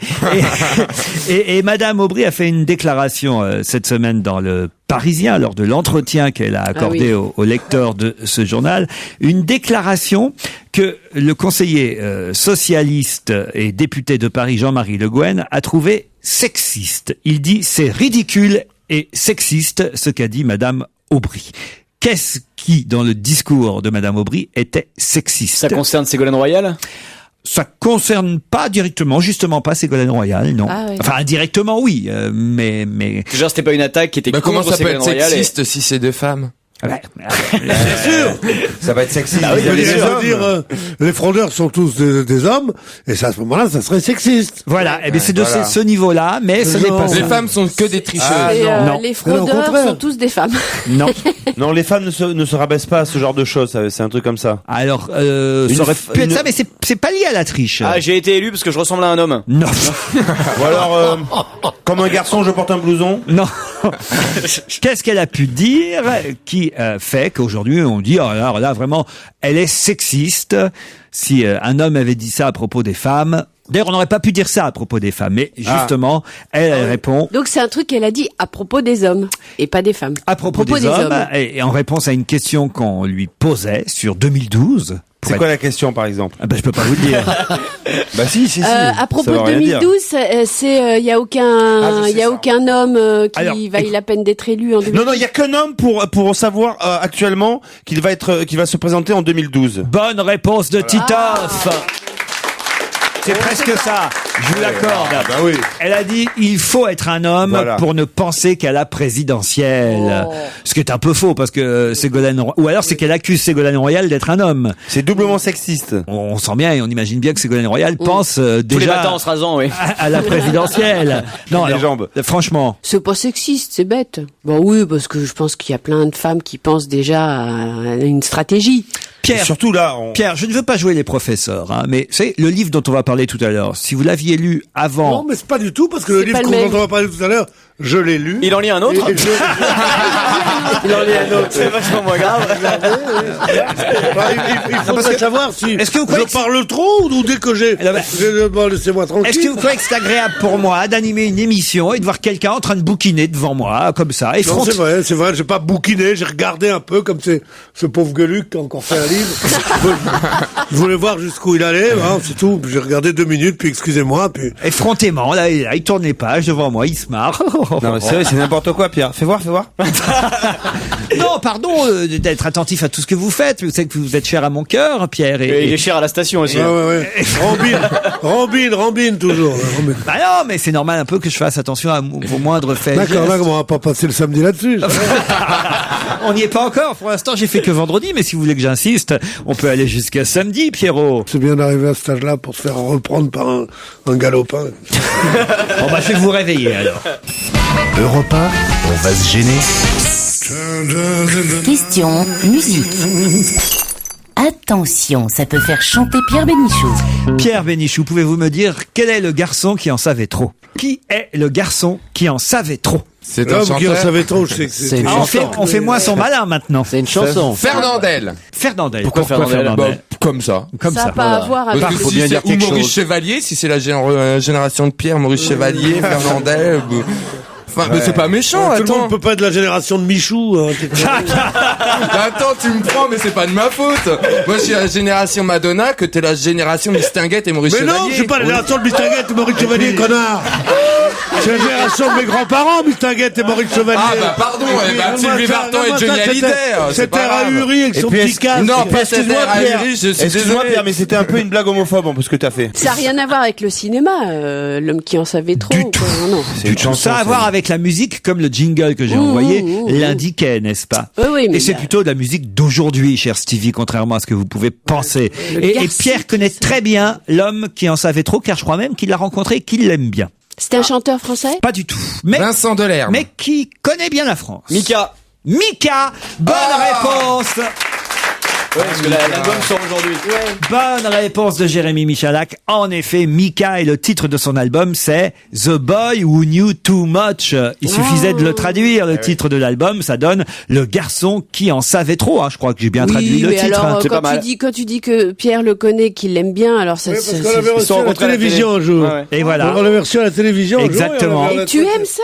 Ah oui, j'aime beaucoup Mika. T'aimes pas Mika, toi? Non, mais ça m'étonne que Pierre aime Mika, en fait. Ah, c'est génial aussi, T'aimes Mika. que Plexiglas, toi. Moi, j'aime bien Mika. Voilà, par exemple. Il le trouve fort, Mika, mais bien sûr. Oui, bien sûr. Non, mais j'y vais parce que je sais bien qu'il faut, dans ces cas-là, il faut se sacrifier. Comme ça, c'est fait, puis c'est tout, quoi. Mais il préfère Pauline Esther. Non, bon, il faut écouter. Mais il connaît Mika. Qu'est-ce que vous voulez que je vous dise? Oui, non, mais c'est bien. Mais en plus, tout me plaît. J'ai entendu une longue interview de lui ce matin, chez Monsieur Fogiel. Et c'était très très bien, où il racontait comment son père, comment ils ont vécu avec les six enfants, il a fait une fugue d'1 an. C'est un vrai artiste. Et puis il raconte comment toute sa famille travaille pour lui maintenant. Et comment il a un peu le trac de son disque qui sort aujourd'hui. Il a écrit 400 chansons. Enfin, moi, tu sais, je suis journaliste, tu sais pourquoi? C'est parce que je retiens tout ce qu'on me dit, je suis l'éponge, moi. Et tu connais pas comme vous, là, comme des dandys qui pensent, non. Moi, je m'imprègne des choses. L'actualité est ma nourriture. Même s'il s'agit de Mika, mais s'il s'agit aussi de Consponville, je peux t'en parler aussi, tu comprends? C'est ça la différence. Entre toi et moi qui ne peuvent me parler de rien. Je parle à Chouchou, c'est le plus petit. Là, vous sérieusement. Chouchou. Ah oui. Joujou, pas chouchou. Chouchou, ça n'a rien à voir. The Boy Who Knew Too Much, c'est le titre du nouvel album de Mika. Le deuxième, le premier, il en avait vendu 5 millions. 5 millions d'albums vendus, c'est énorme avec le premier. On lui souhaite la même chose avec le deuxième, dont voici un premier extrait. On va se gêner, c'est jusqu'à 18h30 sur Europe 1. On va retrouver Laurent Ruquier, ses complices, et maintenant on va parler littérature. Europe 1, on va se gêner. Le livre de la semaine. On en parle beaucoup de ce livre. Toute la presse a publié des critiques plutôt bonnes en règle générale de ce livre, Les Aimants, signé Jean-Marc Parisi. C'est chez Stock, un livre dont on parle et un livre dont vous avez parlé parce que je vous l'ai fait lire. Tout le monde l'a lu. On commence par Stevie, le résumé des Aimants. Alors Les Aimants, c'est l'histoire d'un garçon, parce que je crois qu'on n'a pas du tout son prénom, le nom du... Enfin, moi, je suis pas tombé dessus, je l'ai pas retenu. Ah ouais. En revanche, j'ai retenu le nom d'Ava. Alors, alors lui, c'est un jeune mec à la Sorbonne. Il va rencontrer sur les bancs de la Sorbonne une certaine Ava, et ça va devenir une histoire d'amitié, et puis un peu plus. Jamais dans le sexe, attention, jamais dans le sexe, mais c'est l'histoire en fin de compte d'un homme et d'une femme qui ont une réelle amitié l'un pour l'autre, qui tiennent l'un à l'autre. C'est comme c'est pas des amants, ce sont des aimants en fait. En gros, pour résumer, c'est ça. C'est le titre. Les Aimants. Alors moi, j'ai comment je peux dire ce livre, parce que il est pas long, hein, mais comment dire on a compris, là, avec ça on a compris. C'est beau, c'est bien écrit. L'histoire est très très belle. L'histoire, elle est très très belle. Il y a rien à dire. Mais alors moi, par moment, je trouve ça un peu, quel adjectif sortir, un peu suranné. Non, c'est peut-être pas le bon. Oui, ça. Qu'est-ce que vous voulez dire? Non, il voulait dire surami. Mais parce que ça peut plus exister. Genre, enfin, c'est beau. Mais pas. Ça veut dire que c'est une autre époque. Mais, pour moi, oui. Et c'est ce que j'ai dit à Isabelle Motro. Je trouve que le seul moment où il se passe quelque chose dans le livre, c'est quand elle lui dit au narrateur, donc à son ami, tu ne m'apportes plus rien. Et il y a que ça qui se passe réellement. Il y a pas de rebondissement. C'est une très très belle histoire. C'est beau, mais je suis sûr mais ça, attends, c'est l'histoire d'un homme et d'une femme et c'est beau. C'est la définition de 80% des livres. Alors qu'est-ce qu'il a en plus celui-là, Isabelle? Dites-moi. Ah non, moi j'ai bien aimé. Alors je vois tout à fait ce que veut dire Stevie. C'est vrai qu'il y a un style complètement lyrique dans ce roman, lyrique, parfois même flirtant avec le empoulé, on va dire. Désuet peut-être. Alors désuet non, je vois pas. Pédant un peu. Voilà, mais moi je trouve que c'est un style magnifique quoi. Et quand on est envoûté, parce que c'est un roman d'envoûtement, c'est-à-dire que les aimants, c'est dans les deux sens du terme, ce sont des gens qui s'aiment, ce ne sont pas des amants, parce qu'ils le sont à un moment donné, mais c'est pas ça le fondement de leur relation. Ils s'aiment et c'est aussi ils s'attirent. C'est des aimants dans les deux sens quoi. Et ils se sont apprivoisés. Ah, c'est plus que ça. Et ils sont totalement et vous, envoûtés en tout cas, l'un vous par avez l'autre. été envoûté aussi. Et voilà, moi j'ai été envoûtée. Je trouve que c'est un roman comme ça qui vous charme au vrai sens du terme quoi. Titeuf à partir du pas moment l'air d'accord où on non, rentre alors j'ai lu. Pour une fois, il l'a lu. Alors j'ai lu parce que vous m'avez tellement chambré sur le fait que je lisais pas tout ça. Moi, je lis. J'aime bien lire ce que j'ai envie. Il était un bon auteur et il l'a lu, il m'en veut maintenant. Je suis pas critique. Non, comme je ne suis pas une critique et ça me fait chier qu'on m'impose, enfin de dire. Enfin là, j'ai lu. Et alors Et je comprends Isabelle parce qu'en fait, Isabelle a dû lire le livre en remplaçant le mot de, comment ça s'appelle déjà? Ava par Isabelle. Ah non, mais pas du tout. Et comme il y a, et pour une femme, c'est très touchant. Bah, j'espère pas pour elle, parce que c'est-à-dire que j'ai jamais vu un livre comme ça où c'est toutes les deux phrases, il y a Ava avait une façon de tourner le café qui était extraordinaire parce qu'elle mettait un sucre et demi. Et je trouve qu'une femme qui met un sucre et demi, c'est une femme qui met pas 2 sucres. Mais elle ne faisait pas attention à son cholestérol. Ava avait la particularité de mettre ses chaussons, de mettre le pied gauche avant le pied droit lorsqu'elle sortait de la douche. Mais par contre, lorsqu'elle arrosait les fleurs, il se mettait à pleuvoir. Ouais. C'est comme ça tout le long. Et Ava, et franchement, il y a, non, je suis sûr que c'est un très bon auteur. Oui, mais là, il y a. Mais ça vous intéresse pas, quoi. Ouais, j'ai lu, c'est très bien écrit, mais ça voilà. Moi, je me disais, ça, il va m'avoir parce qu'il y a un truc qui va se passer vers les 10 dernières pages. Mais il n'y a que des choses qui se passent dans les livres. Enfin, je veux dire, c'est non, pas. mais en plus, il y a un truc un peu pédant, moi je trouve. Certains ont besoin d'une histoire, d'autres ont besoin d'émotion. Titoff a besoin d'une histoire, Stevie aussi. Vous, l'émotion vous a suffi. Non, mais il y a même pas d'émotion là, parce que c'est répétitif. Mais c'est une vie normale. Il parle d'une vie de couple. Peut-être c'est ça le but du livre. Mais pas du tout. Non, justement, c'est pas une vie de couple. Alors, c'est l'impossibilité d'être un couple, c'est ça. C'est plutôt l'impossibilité d'être un couple et c'est la découverte, enfin de la. Non, moi j'aime beaucoup Parisi. C'est un garçon. Enfin, en plus, je le connais. J'ai travaillé avec lui autrefois. Il m'a écrit un très très beau scénario d'un film que j'ai tourné et il a beaucoup de talent. Mais là, je dois dire, c'est vrai que ce livre m'a un peu dérangé parce que, en effet, c'est une histoire d'amour qui n'est jamais une histoire d'amour. Voilà. Et il découvre, parce que ça, il faut le dire quand même, il découvre à quel point il est attaché à cette femme, comme elle fonde sa vie quand elle disparaît. Bon. Oui. Et ça, je veux dire que c'est un discours sur la mort, c'est un discours sur l'absence radicale. Et tout d'un coup, moi, c'est ça qui m'a déçu, c'est qu'au fond, j'aurais voulu qu'on me raconte une histoire d'amour. J'ai cru qu'on allait me raconter une histoire d'amour et on ne me l'a pas racontée. J'aurais préféré qu'on me raconte au fond l'histoire d'une rupture. Là, c'est pas l'histoire d'une rupture, c'est l'histoire d'une perte. Et c'est tout d'un coup cette impression qu'on a dans la vie que quelqu'un vous appartient ça vous a vraiment. Ennuyé ou pas? Ah non, ça m'a pas ennuyé. Enfin, quand même, sans cul, la vie est triste. Hein. Quoi? Ça m'a pas ennuyé, mais il baise, enfin, il nique. Oui. Bon, enfin, qu'est-ce que tu nous racontes là? Mais les T'as pas bien lu? Pas dans le livre. Non, pas dans le livre. Mais enfin, c'est clair qu'ils ont des rapports sexuels. Il faut pas déconner. C'est parce qu'à un moment donné, ils sont plus amants, mais ils ont enfin, lui, en tout cas, il a une vie. C'est de la tendresse. Pierre. En tout cas, c'est bon. Moi, j'ai lu un livre. Pierre. Bah oui, moi je pense qu'il y a des très bons livres où on raconte pas d'histoire, des très mauvais où on raconte une histoire, des machins, et que justement le talent seul et la puissance de l'évocation et l'idée même du livre, c'est-à-dire que deux jeunes gens qui se rencontrent, l'une qui fait l'éducation sentimentale de l'autre parce que lui est un petit pauvre et qu'elle est déjà installée dans Paris et donc elle l'amène un peu partout, c'est un jeune journaliste, tout ça est pas mal. Donc les 25 premières pages sont très très bien parce qu'on se dit, tiens, les aimants, pourquoi les aimants et pas les amants? Justement, parce qu'ils s'attirent, parce qu'ils sont contraires, et qu'en même temps, ils vont se séparer un jour. Puis, on commence et on se dit, tiens, il va pas y avoir d'histoire, mais ça va être lyrique. On va avoir une sorte d'Albert Cohen qui nous raconte, et pas du tout. On en est pour son truc, parce que il voudrait faire du Modiano, il fait entre les deux, et il n'y a pas de vraie nostalgie. Il y a bien qu'il y ait du name dropping sur les lieux de l'époque, le café, le Rostand, le café, le machin, comme ça, c'est le petit Suisse, ce café près du Luxembourg, choses comme ça, nous avons tous eu des souvenirs. Je pense qu'il en parle. Nous avons tous eu des souvenirs. La rive gauche qui parle. C'est tout ce que tu lui reproches et qu'il ne fait pas. Je pense qu'il en parle sans véritable lyrisme et sans véritable émotion à nous transmettre. Alors cette histoire, mais tu peux pas ce que vous n'avez pas dit, c'est que pourtant, on ne se limite pas au fait, puisque justement cette histoire, il faut bien le dire, c'est l'histoire d'une femme qui va mourir. Bon, alors elle va mourir, il le dit dès la première page, donc c'est pas déflorer le sujet que je dis. Donc il est là, sortez vos mouchoirs. Mais on n'a pas, une fois qu'on a sorti le mouchoir au début, on ne s'essuie pas les yeux, quoi. Alors peut-être il y a une raison si Isabelle. C'était beau. J'ai pas tout écouté, mais c'était beau, Pierre. Mais si Isabelle. C'est la dernière fois que je lis un livre pour cette émission d'abruti.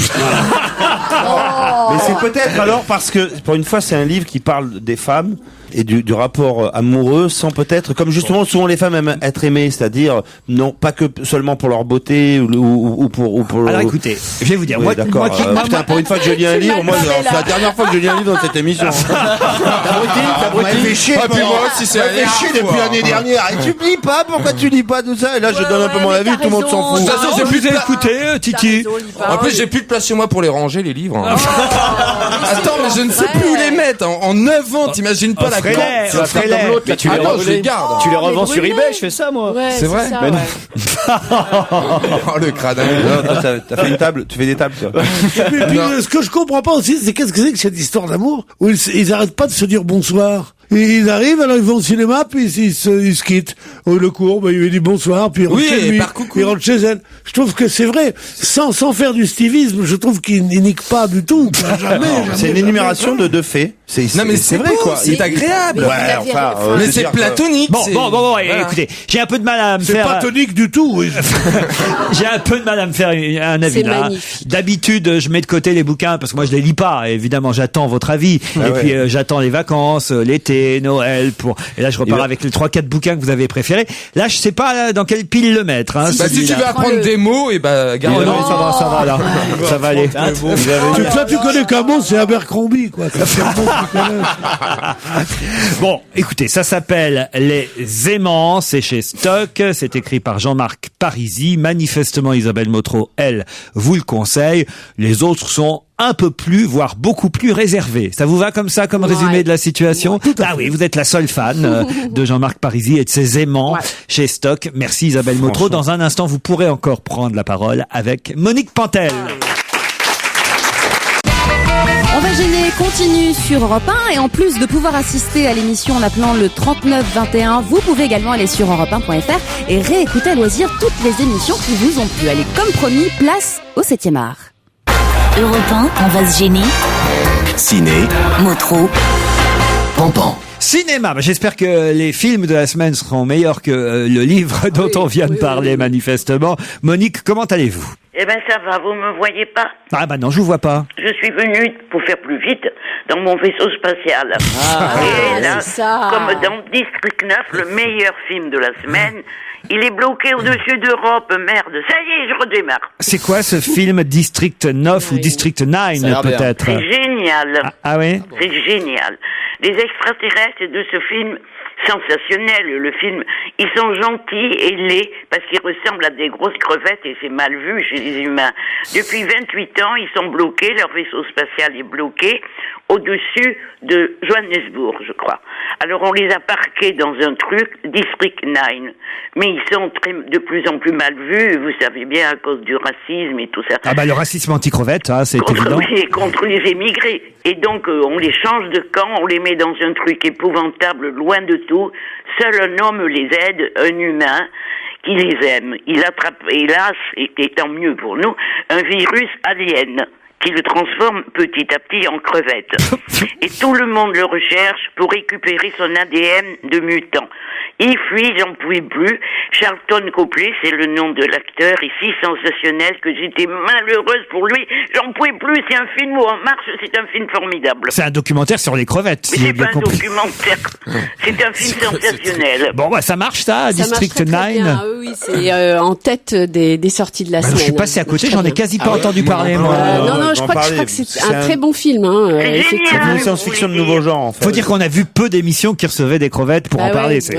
C'est aussi ça. Non, puis c'est ces nouveaux films de SF qui sont de la SF, qui sont faits comme des films d'action, etc., mais qui sont aussi un peu des métaphores d'autres choses. Là, en l'occurrence, c'est sur le racisme. Ouais. Rien de personnel. C'est un film avec Jean-Pierre Daroussin, Denis Podalides, Mélanie Doutet, Pascal Grégory, entre autres. Le patron d'une usine complètement, le patron pourri, il donne une réception à ses employés qui sont ravis, mais ils savent pas que c'est pour les jauger et pour mieux les renvoyer.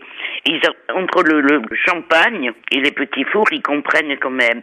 Ils sont effondrés. Daroussin, qui est magnifique, il est dans 2 films cette semaine, il est magnifique dans les 2 films.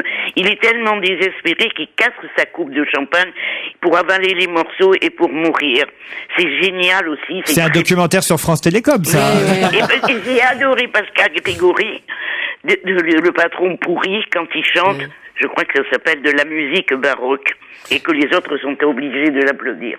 Rien de personnel. C'est un film génial. C'est-à-dire qu'il a écrit, le réalisateur l'a écrit il y a 4 ans, c'est-à-dire bien avant France Télécom, et tout ce qu'il raconte, et il dit lui-même, c'est une comédie, mais il dit lui-même, heureusement que je l'ai écrit il y a longtemps, parce que là, j'oserais plus rire de ça, et ça serait dommage, parce que vraiment, c'est drôle, et c'est vraiment sur le malaise au travail, mais sous forme de comédie, vraiment on rit, et ce que Monique raconte... C'est la fiction rattrapée par la réalité. Alors, ce qui est très drôle en plus, c'est que l'écriture du film est faite de telle sorte qu'on est manipulé, mais pour la bonne cause. C'est-à-dire que ce qu'on voit au début du film, c'est pas forcément la vérité, et très vite on comprend que ce qu'on nous montre, c'est pas la vraie histoire. Et peu à peu, on va comprendre ce qui se passe vraiment derrière les gens qui jouent des personnages, cette situation qui est elle-même assez curieuse, puisque c'est une espèce de fête autour de l'entreprise qui est vraiment en fait pour cacher les trucs.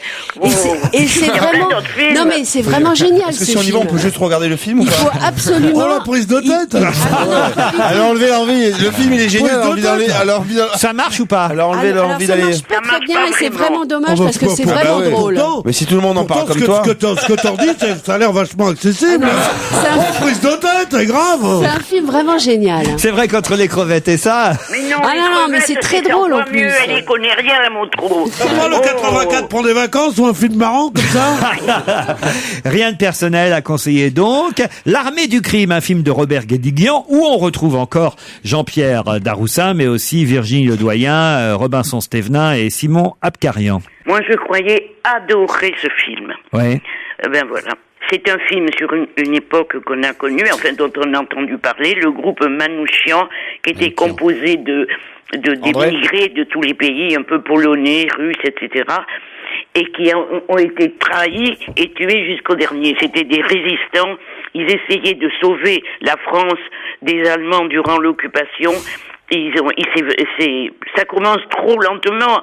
On explique, et tout d'un coup, ça commence le film vraiment quand Manouchian, qui est très bien joué, je vais essayer de bien dire son nom, par Simon Abkarian. Voilà. C'est très bien joué par lui.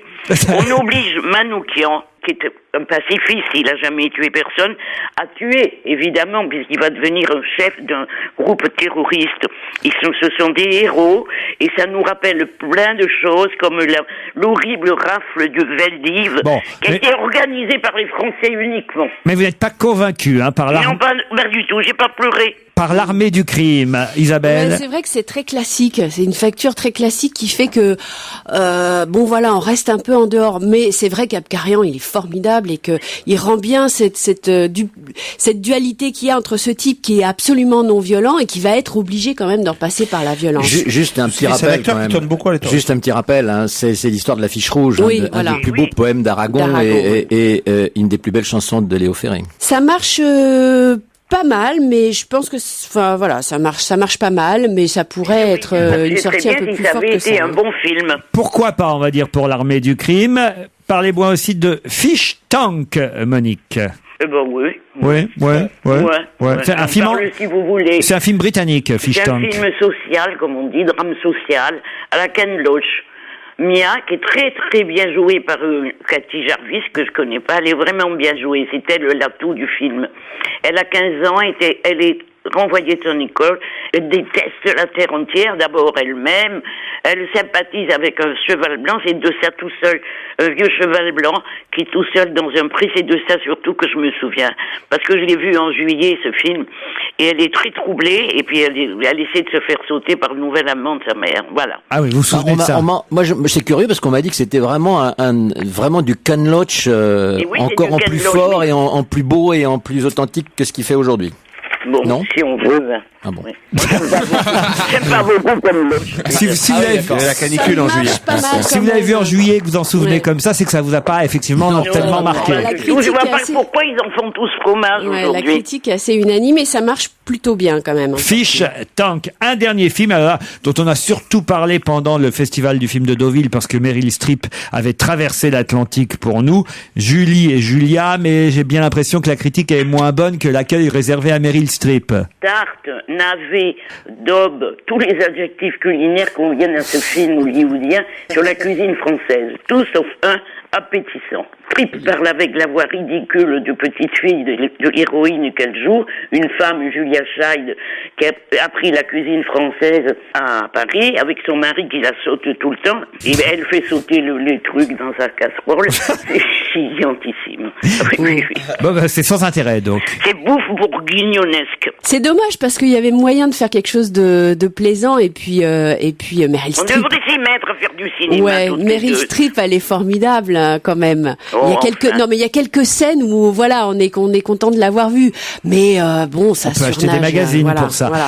Alors ça marche pas mal, hein. Ça quand marche. même oui, ça marche mieux que Fish Tank ou Rien de personnel. Elle a bien fait de venir en France pour en parler. Alors. Oui. Mais ce qui marche le mieux, c'est mes crevettes. oui, tout à fait. J'ai bien retenu que le film de la semaine que vous conseillez, c'est District 9, Monique Pantel, et aussi Rien de personnel. Ce sont les deux films à retenir, et peut-être pourquoi pas Fish Tank pour ceux qui l'ont vu plus récemment. Ils pensent que ça vaut quand même le coup. Merci Monique. Au revoir. On se retrouve vendredi prochain, mais attention, nous on reste avec vous jusqu'à 18h30, et dans quelques instants après les titres, nous allons tous ensemble essayer de deviner qui est l'invité d'honneur caché dans la loge d'honneur. À tout de suite.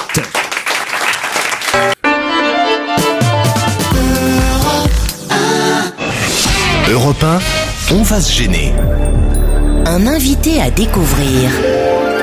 C'est la loge d'honneur. Qui est dans notre loge d'honneur? Pierre Bénichou est impatient de Il adore.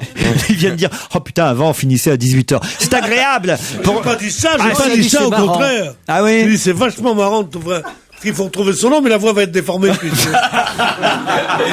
Il est malin. Et évidemment que la voix va être déformée.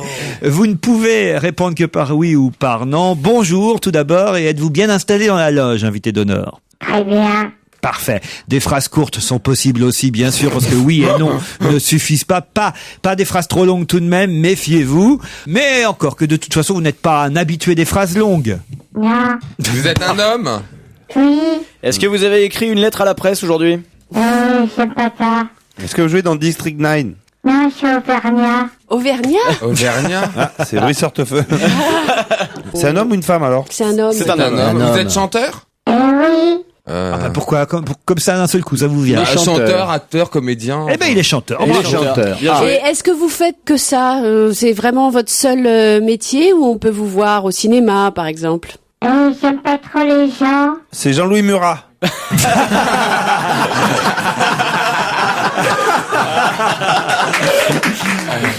Est-ce qu'on a déjà parlé de vous au cours de cette émission d'aujourd'hui? Malheureusement, non. Non, pas dans la semaine. Aujourd'hui, non. Aujourd'hui, non. Il peut pas savoir, il a pas écouté toute l'émission.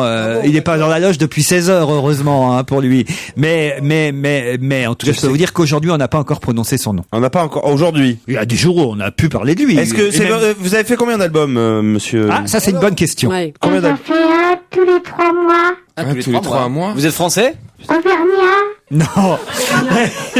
Notre invité déconne un peu.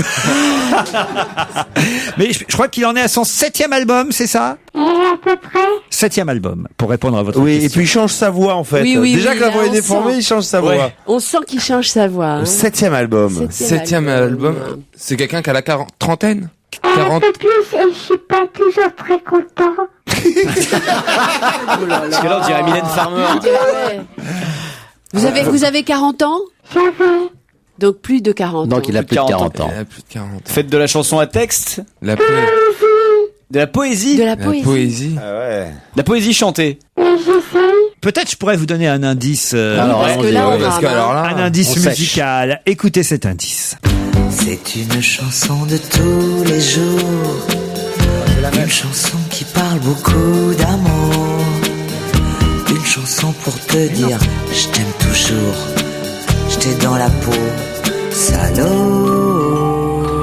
Faisant jusqu'au dégoût, pas de pitié, pas de quartier, faisons envie afin que rien ne meure, tant que l'on se désire. Il regarde toujours tomber les avalanches, comme il regarde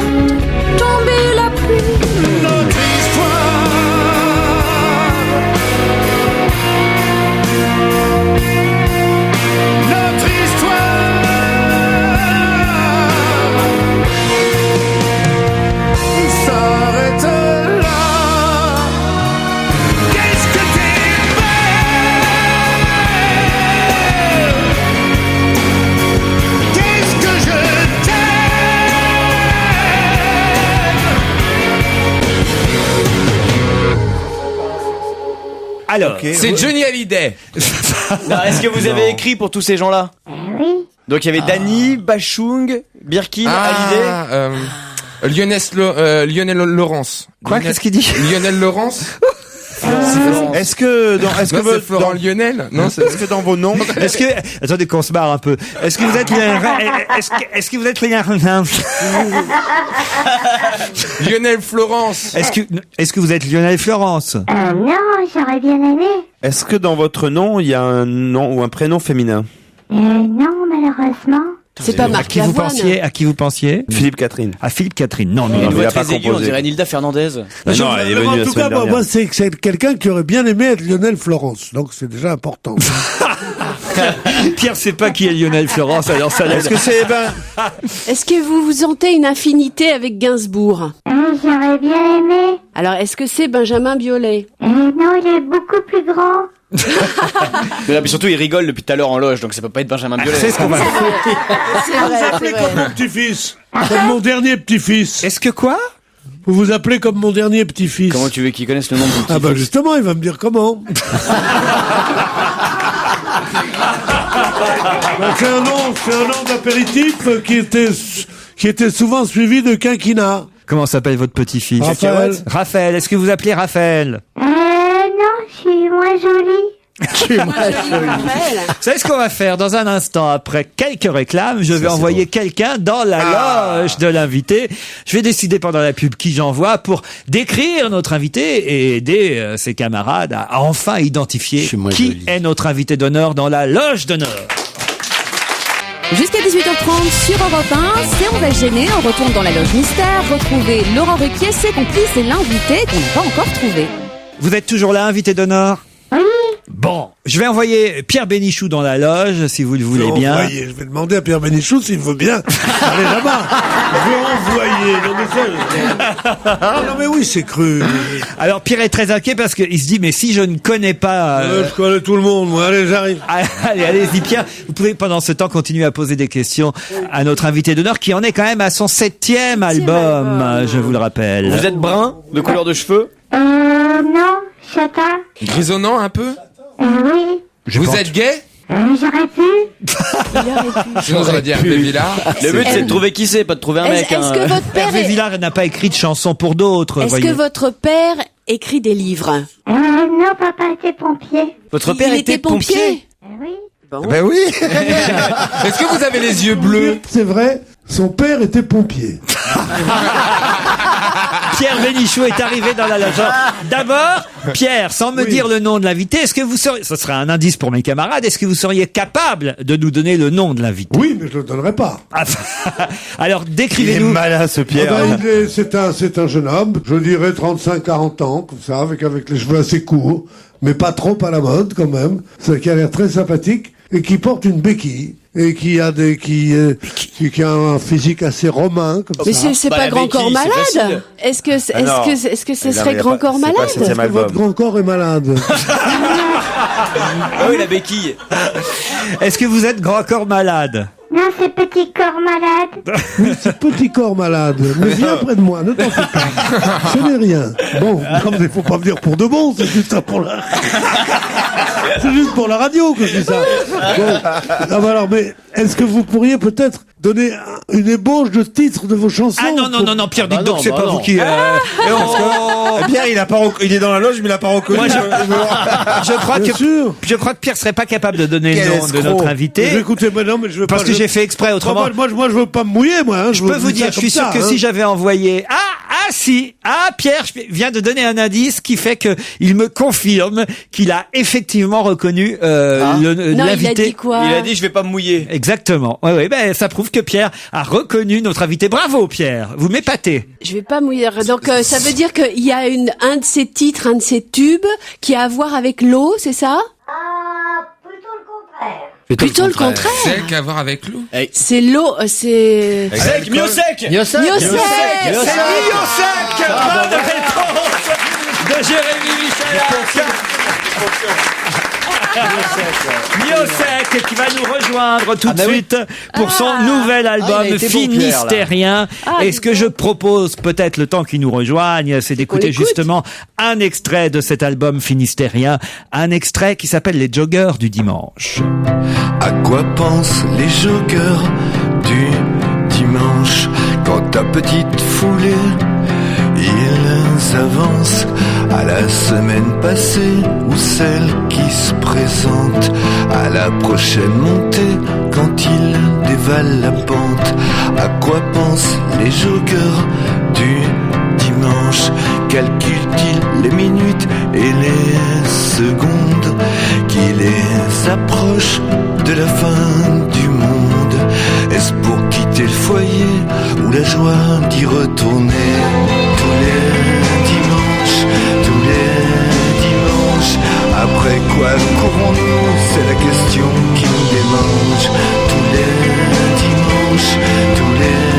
dimanches, je pense à toi et je pense à eux et je pense à nous et j'ai le cœur qui flanche. Après quoi courons-nous tous les dimanches? C'est la question qui me démange. Tous les dimanches. À quoi pensent les joggeurs du dimanche? Regardent-ils toujours la cime des peupliers ou bien ont-ils les yeux fixés sur les surfaces goudronnées? Ont-ils en tête l'envie de tuer ou est-ce juste l'envie de s'épuiser?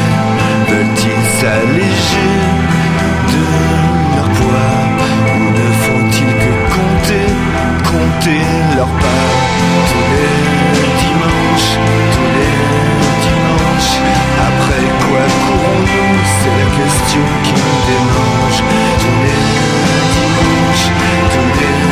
dimanches, je pense à toi et je pense à eux et je pense à nous et j'ai le cœur qui flanche en pensant aux joggeurs du dimanche, aux joggeurs du dimanche, les joggeurs du dimanche. Je pense à toi et je pense. Refont-ils toujours le même trajet avec leur petite foulée? Finissent-ils toujours par sprinter ou se laissent-ils relâcher? Est-ce que ça soulage leur conscience? Est-ce que ça donne à leur vie un peu de sens?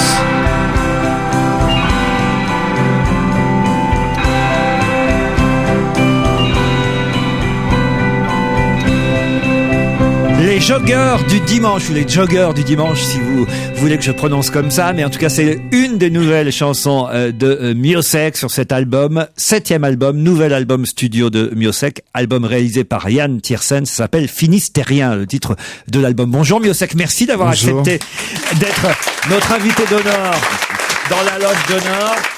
J'ai été surpris que Pierre Bénichou vous connaisse parce qu'on pensait ici qu'il s'était arrêté il y a à peu près 30 ou 40 ans dans la chanson française, aux Sœurs Étienne. Eh ben non, il vous connaît. Alors là, on peut connaître Irène de Trébert et les Sœurs Étienne et Miossec. C'est pas parce qu'on connaît Corneille qu'on ne peut pas connaître Modiano. Hein? Corneille, le chanteur. Vous auriez aimé être Lionel Florence ou c'était une blague, Miossec? Non, au niveau de la production de texte, non, Lionel Florence, c'est beaucoup plus avantageux. Vous voulez dire financièrement quand même là, on a entendu tout à l'heure tout un panel de chanteurs pour qui vous avez écrit, entre Axel Bauer, Bashung, Greco, Danny, Birkin, Johnny Hallyday. Voilà, vous écrivez aussi pour les autres, donc ça rapporte un peu d'argent quand même. Oui, vraiment, il n'y a pas de problème là-dessus, mais heureusement. Puis surtout, on travaille à la maison en pyjama et et on n'a pas besoin d'aller chanter les chansons. Du tout, non. Là, en revanche, Yann Tiersen vous a fait travailler pour ce nouvel album parce que manifestement, d'après ce que j'ai pu lire à travers la presse, c'est quelqu'un qui va vite, qui travaille vite et qui vous a un peu forcé à bosser peut-être plus encore que d'habitude. Oui, Il valait mieux. Il vous a forcé à travailler les textes, la musique, la chanson, quoi? Non, en fait, c'est que Yann, c'est un drôle de bonhomme, en fait. C'est un multi-instrumentiste. Et ça, je savais. Enfin, on se connaît depuis longtemps, mais à ce point-là, je savais pas. Non, c'est de l'hallucination complète. Et vous êtes vraiment finistériens tous les deux? Yann est né à Brest, moi aussi, donc. Donc vraiment tous les deux finistériens. Oui. Bon, mais vous connaissiez pas avant que l'un et l'autre deviennent célèbres ou vous étiez croisés là-bas? Oh non, je connaissais Yann avant, enfin toute l'histoire d'Amélie Poulain et tout ça, non, je connaissais. Mais c'est la première fois que vous travaillez ensemble. On avait collaboré sur un disque de Yann et puis après, autrement, on s'était croisés sur des concerts. Et exactement, on a fait une mini tournée, je crois, en début d'année. Oui, on a bien rigolé. Et puis ça a donné cet album. C'est-à-dire qu'en fait, vous avez testé les chansons sur scène avant de les enregistrer? Bah oui, c'est formidable c'est surtout la démarche du public qui vient à un concert alors que personne connaît un seul morceau et tout ça est dans la consternation générale. C'est comme quand Pierre Bénichou chante, c'est vrai ça, tu vois, il chante et personne reprend, personne connaît les paroles. Oui, c'est bien ça, je vous remercie, bravo. Ça valait la peine. Il suffit pas de prononcer mon nom pour avoir du succès. C'est très bien de dire Pierre Bénichou chante. Stevie, vous auriez reconnu Miossec si je vous avais envoyé dans la loge? Non, j'aurais pas reconnu. C'est vrai? Je connais la musique, je connais très bien, mais physiquement, non, j'aurais pas reconnu. Bah, je suis honnête, j'aurais pas reconnu. Et puis même, je regarde pas tellement les chanteurs, je suis plutôt de tendance à les écouter, en fait. Vous regardez pas les chanteurs? À part Mika, parce qu'il a un petit cul, et c'est tout. Mais alors attends, parce que si Stevie était venu dans la loge Miossec, est-ce que vous l'auriez reconnu, vous? En fait, on s'est croisé avec Stevie et un soir, chez Monsieur Laurent. Oui, chez Laurent. Et je vous avais dit bonjour. Chez moi, pas chez moi à mon domicile, hein. Non, c'est dans une émission. Là, c'était après, il y avait qui d'autre? Non, parce qu'après, tout le monde va penser que j'ai un appart, c'est un truc. Non. Stevie, Miossec, et vas-y. Tout le monde a une clé. Non, mais moi, j'ai toujours été attiré par le charme breton. Alors voilà, on vient toujours à la Bretagne, mais j'aime beaucoup. T'as vu le message pour Kersozon qui glisse? Non, mais c'est vrai, c'est que des hommes de caractère. Oui. En tout cas, moi, j'ai écouté cet album. Il y a de très jolies chansons sur cet album. On sait pas trop si vous avez, qui a fait quoi, entre Miossec, vous et Yann Tiersen. On sait pas qui a signé quoi? C'est un peu le bordel, ouais, on a travaillé toutes les paroles, deux. c'est vous quand même. Ouais, ça, je sais faire. La musique, je regarde Yann jouer et je fume des cigarettes.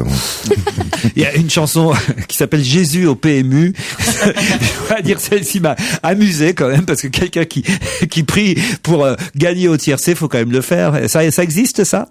C'est mon buraliste dans le village où j'habite. C'est un buraliste moral, en fait. Il est très triste de voir les gens cramer autant de pognon à gratter des trucs où il y a la probabilité absolument infime. 11 nouvelles chansons, parmi lesquelles celle qu'on a écoutée il y a quelques minutes, Les Joggers du Dimanche, Jésus au PMU, Nos plus belles années, Seul ce que j'ai perdu m'appartient à jamais. De très beaux textes. C'est un bon album de Miossec, on en reparle dans un instant. On va se gêner sur Europe 1 avec Laurent Ruquier. Jusqu'à 18h30. Profitez bien d'On va se gêner, c'est jusqu'à 18h30 sur Europe 1. On retourne dans la loge d'honneur, retrouver Laurent Ruquier et ses complices. Pierre Bénichou est en pleine conversation avec Miossec. Qu'est-ce que vous lui dites? Faites-en profiter les auditeurs. Non, je disais qu'il y avait un mot que je trouvais très joli, qui ressemblait un peu à ce que disait Miossec dans une de ses chansons. Il disait: ce que j'ai donné, au moins, on me le reprendra jamais. Je trouve que c'est joli. Voilà, c'est tout ce que j'ai à dire. C'est d'Oscar Wilde. Je vous donnerai l'album de Miossec, vous trouverez ça très joli. Il y a des chansons très sociales, pas toutes, des chansons aussi de rupture, d'amour, mais cette chanson qui s'appelle Les Chiens de Paille est alors là vraiment au cœur de l'actualité du moment où on vit une période économique et sociale difficile. Oui, j'ai toujours connu ça en fait. Enfin, je sais pas, c'était en 74, il y a un président de la République qui voyait le bout du tunnel. Enfin bon. C'est de la crise sur la crise sur la crise sur la crise. Enfin, ça devient vraiment chiant à la longue. Travailler pour qui, pourquoi, comment fait-on pour tout prendre sur soi, donner sa vie à qui, à quoi, pour quel résultat, pour quel salariat. Travailler pour qui, pourquoi, comment fait-on pour en arriver là? Alors, c'est quasiment un manifeste quand même. plutôt du manifeste pas prolétarien, plutôt cadre moyen, cadre sup en fait. Je crois que la violence est beaucoup plus diffuse et beaucoup plus violente. Alors, j'aurais pu vous donner comme indice pour faire deviner Miossec, outre les chansons qu'il a écrites pour d'autres, ses propres chansons. En voici un petit florilège. Je suis plus sourd, un peu à bout, c'est rien. Je crois en toi, c'est tout. Mon amour, mon amour, mon amour, je crève de ne pouvoir te toucher. Mon amour, mon amour, je crève de ne pouvoir te baiser. J'ai perdu la force de prendre les armes, j'ai perdu la foi, j'ai perdu mon âme.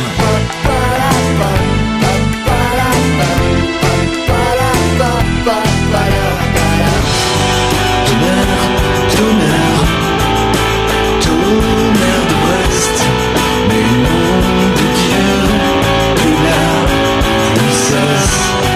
Tonnerre, tonnerre de Brest, mène la terre par la renvers.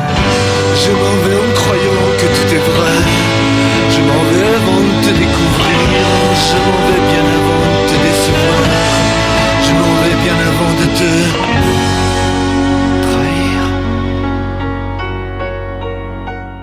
Miossec, notre invité d'honneur du jour, qui nous apporte son nouvel album, Finistérien. C'est vrai que vous avez failli être maire de Locmaria Plouzané en 2008. Vous avez été battu au deuxième tour par 37 voix. Ah non, j'étais en position inéligible, donc c'était C'est-à-dire très bien. Comment ça? C'est-à-dire qu'on est 38e sur la liste, il n'y a aucune possibilité de... Ah oui. Mais on participe aux réunions et tout ça, c'est passionnant, on rigole bien, mais quand on perd, ouais non, c'est chiant. Alors c'est pas du jeu. Vous êtes en tournée en tout cas actuellement avec ces nouvelles chansons. Là, j'imagine, et puis quelques anciennes à Rennes en octobre, à Alençon, Nantes, Brest. Votre ville, vous y serez le 20 octobre prochain, Rouen, Caen, et de passage à Paris, à la Cigale, le 25 octobre. Quelques dates, entre autres, de la tournée de Miossec. Vous l'auriez reconnu, vous, évidemment. J'ai pas envoyé Isabelle Motro d'abord parce que je voulais pas envoyer une femme dans la loge. On ne sait jamais ce qui peut arriver avec Miossec, surtout qu'apparemment elles sont toutes parties, hein. Donc non, je sais pas. Quand on écoute l'album, on a l'impression que vous êtes devenu un homme seul. Je réponds pas, c'est possible. Bah s'il faut répondre. Il a le droit de pas répondre. Vous pouvez me répondre, je réponds pas, c'est possible. Non mais c'est vrai, il y en a une qui vous laisse sur le bord du quai, il y en a une autre, vous venez de repeindre la maison, elle se tire. Enfin, j'ai l'impression que... Mais c'est toujours comme ça dans ces chansons, c'est des chansons tristes, d'amour triste, non? Ouais, c'est du blues en fait, il y a rien, absolument rien d'original. Enfin, j'ai l'impression que toute la musique populaire, que ce soit le flamenco, même la musique bretonne en fait, c'est toujours le thème. Toujours triste. Ou alors c'est Maurice Chevalier, tu vois, c'est... Titoff, vous auriez reconnu Miossec? Ouais. Oui. Bah pourquoi vous l'avez pas reconnu plus tôt alors? Non, la voix, elle était. La voix, il a triché. La voix, on pouvait pas. Un déformateur de voix. C'est pas pour que les gens déforment encore leur voix. Vous avez un double trucage là, c'est pas bien ça. Oui, vous avez modifié votre voix beaucoup. Oui. Oui. Il y a moyen.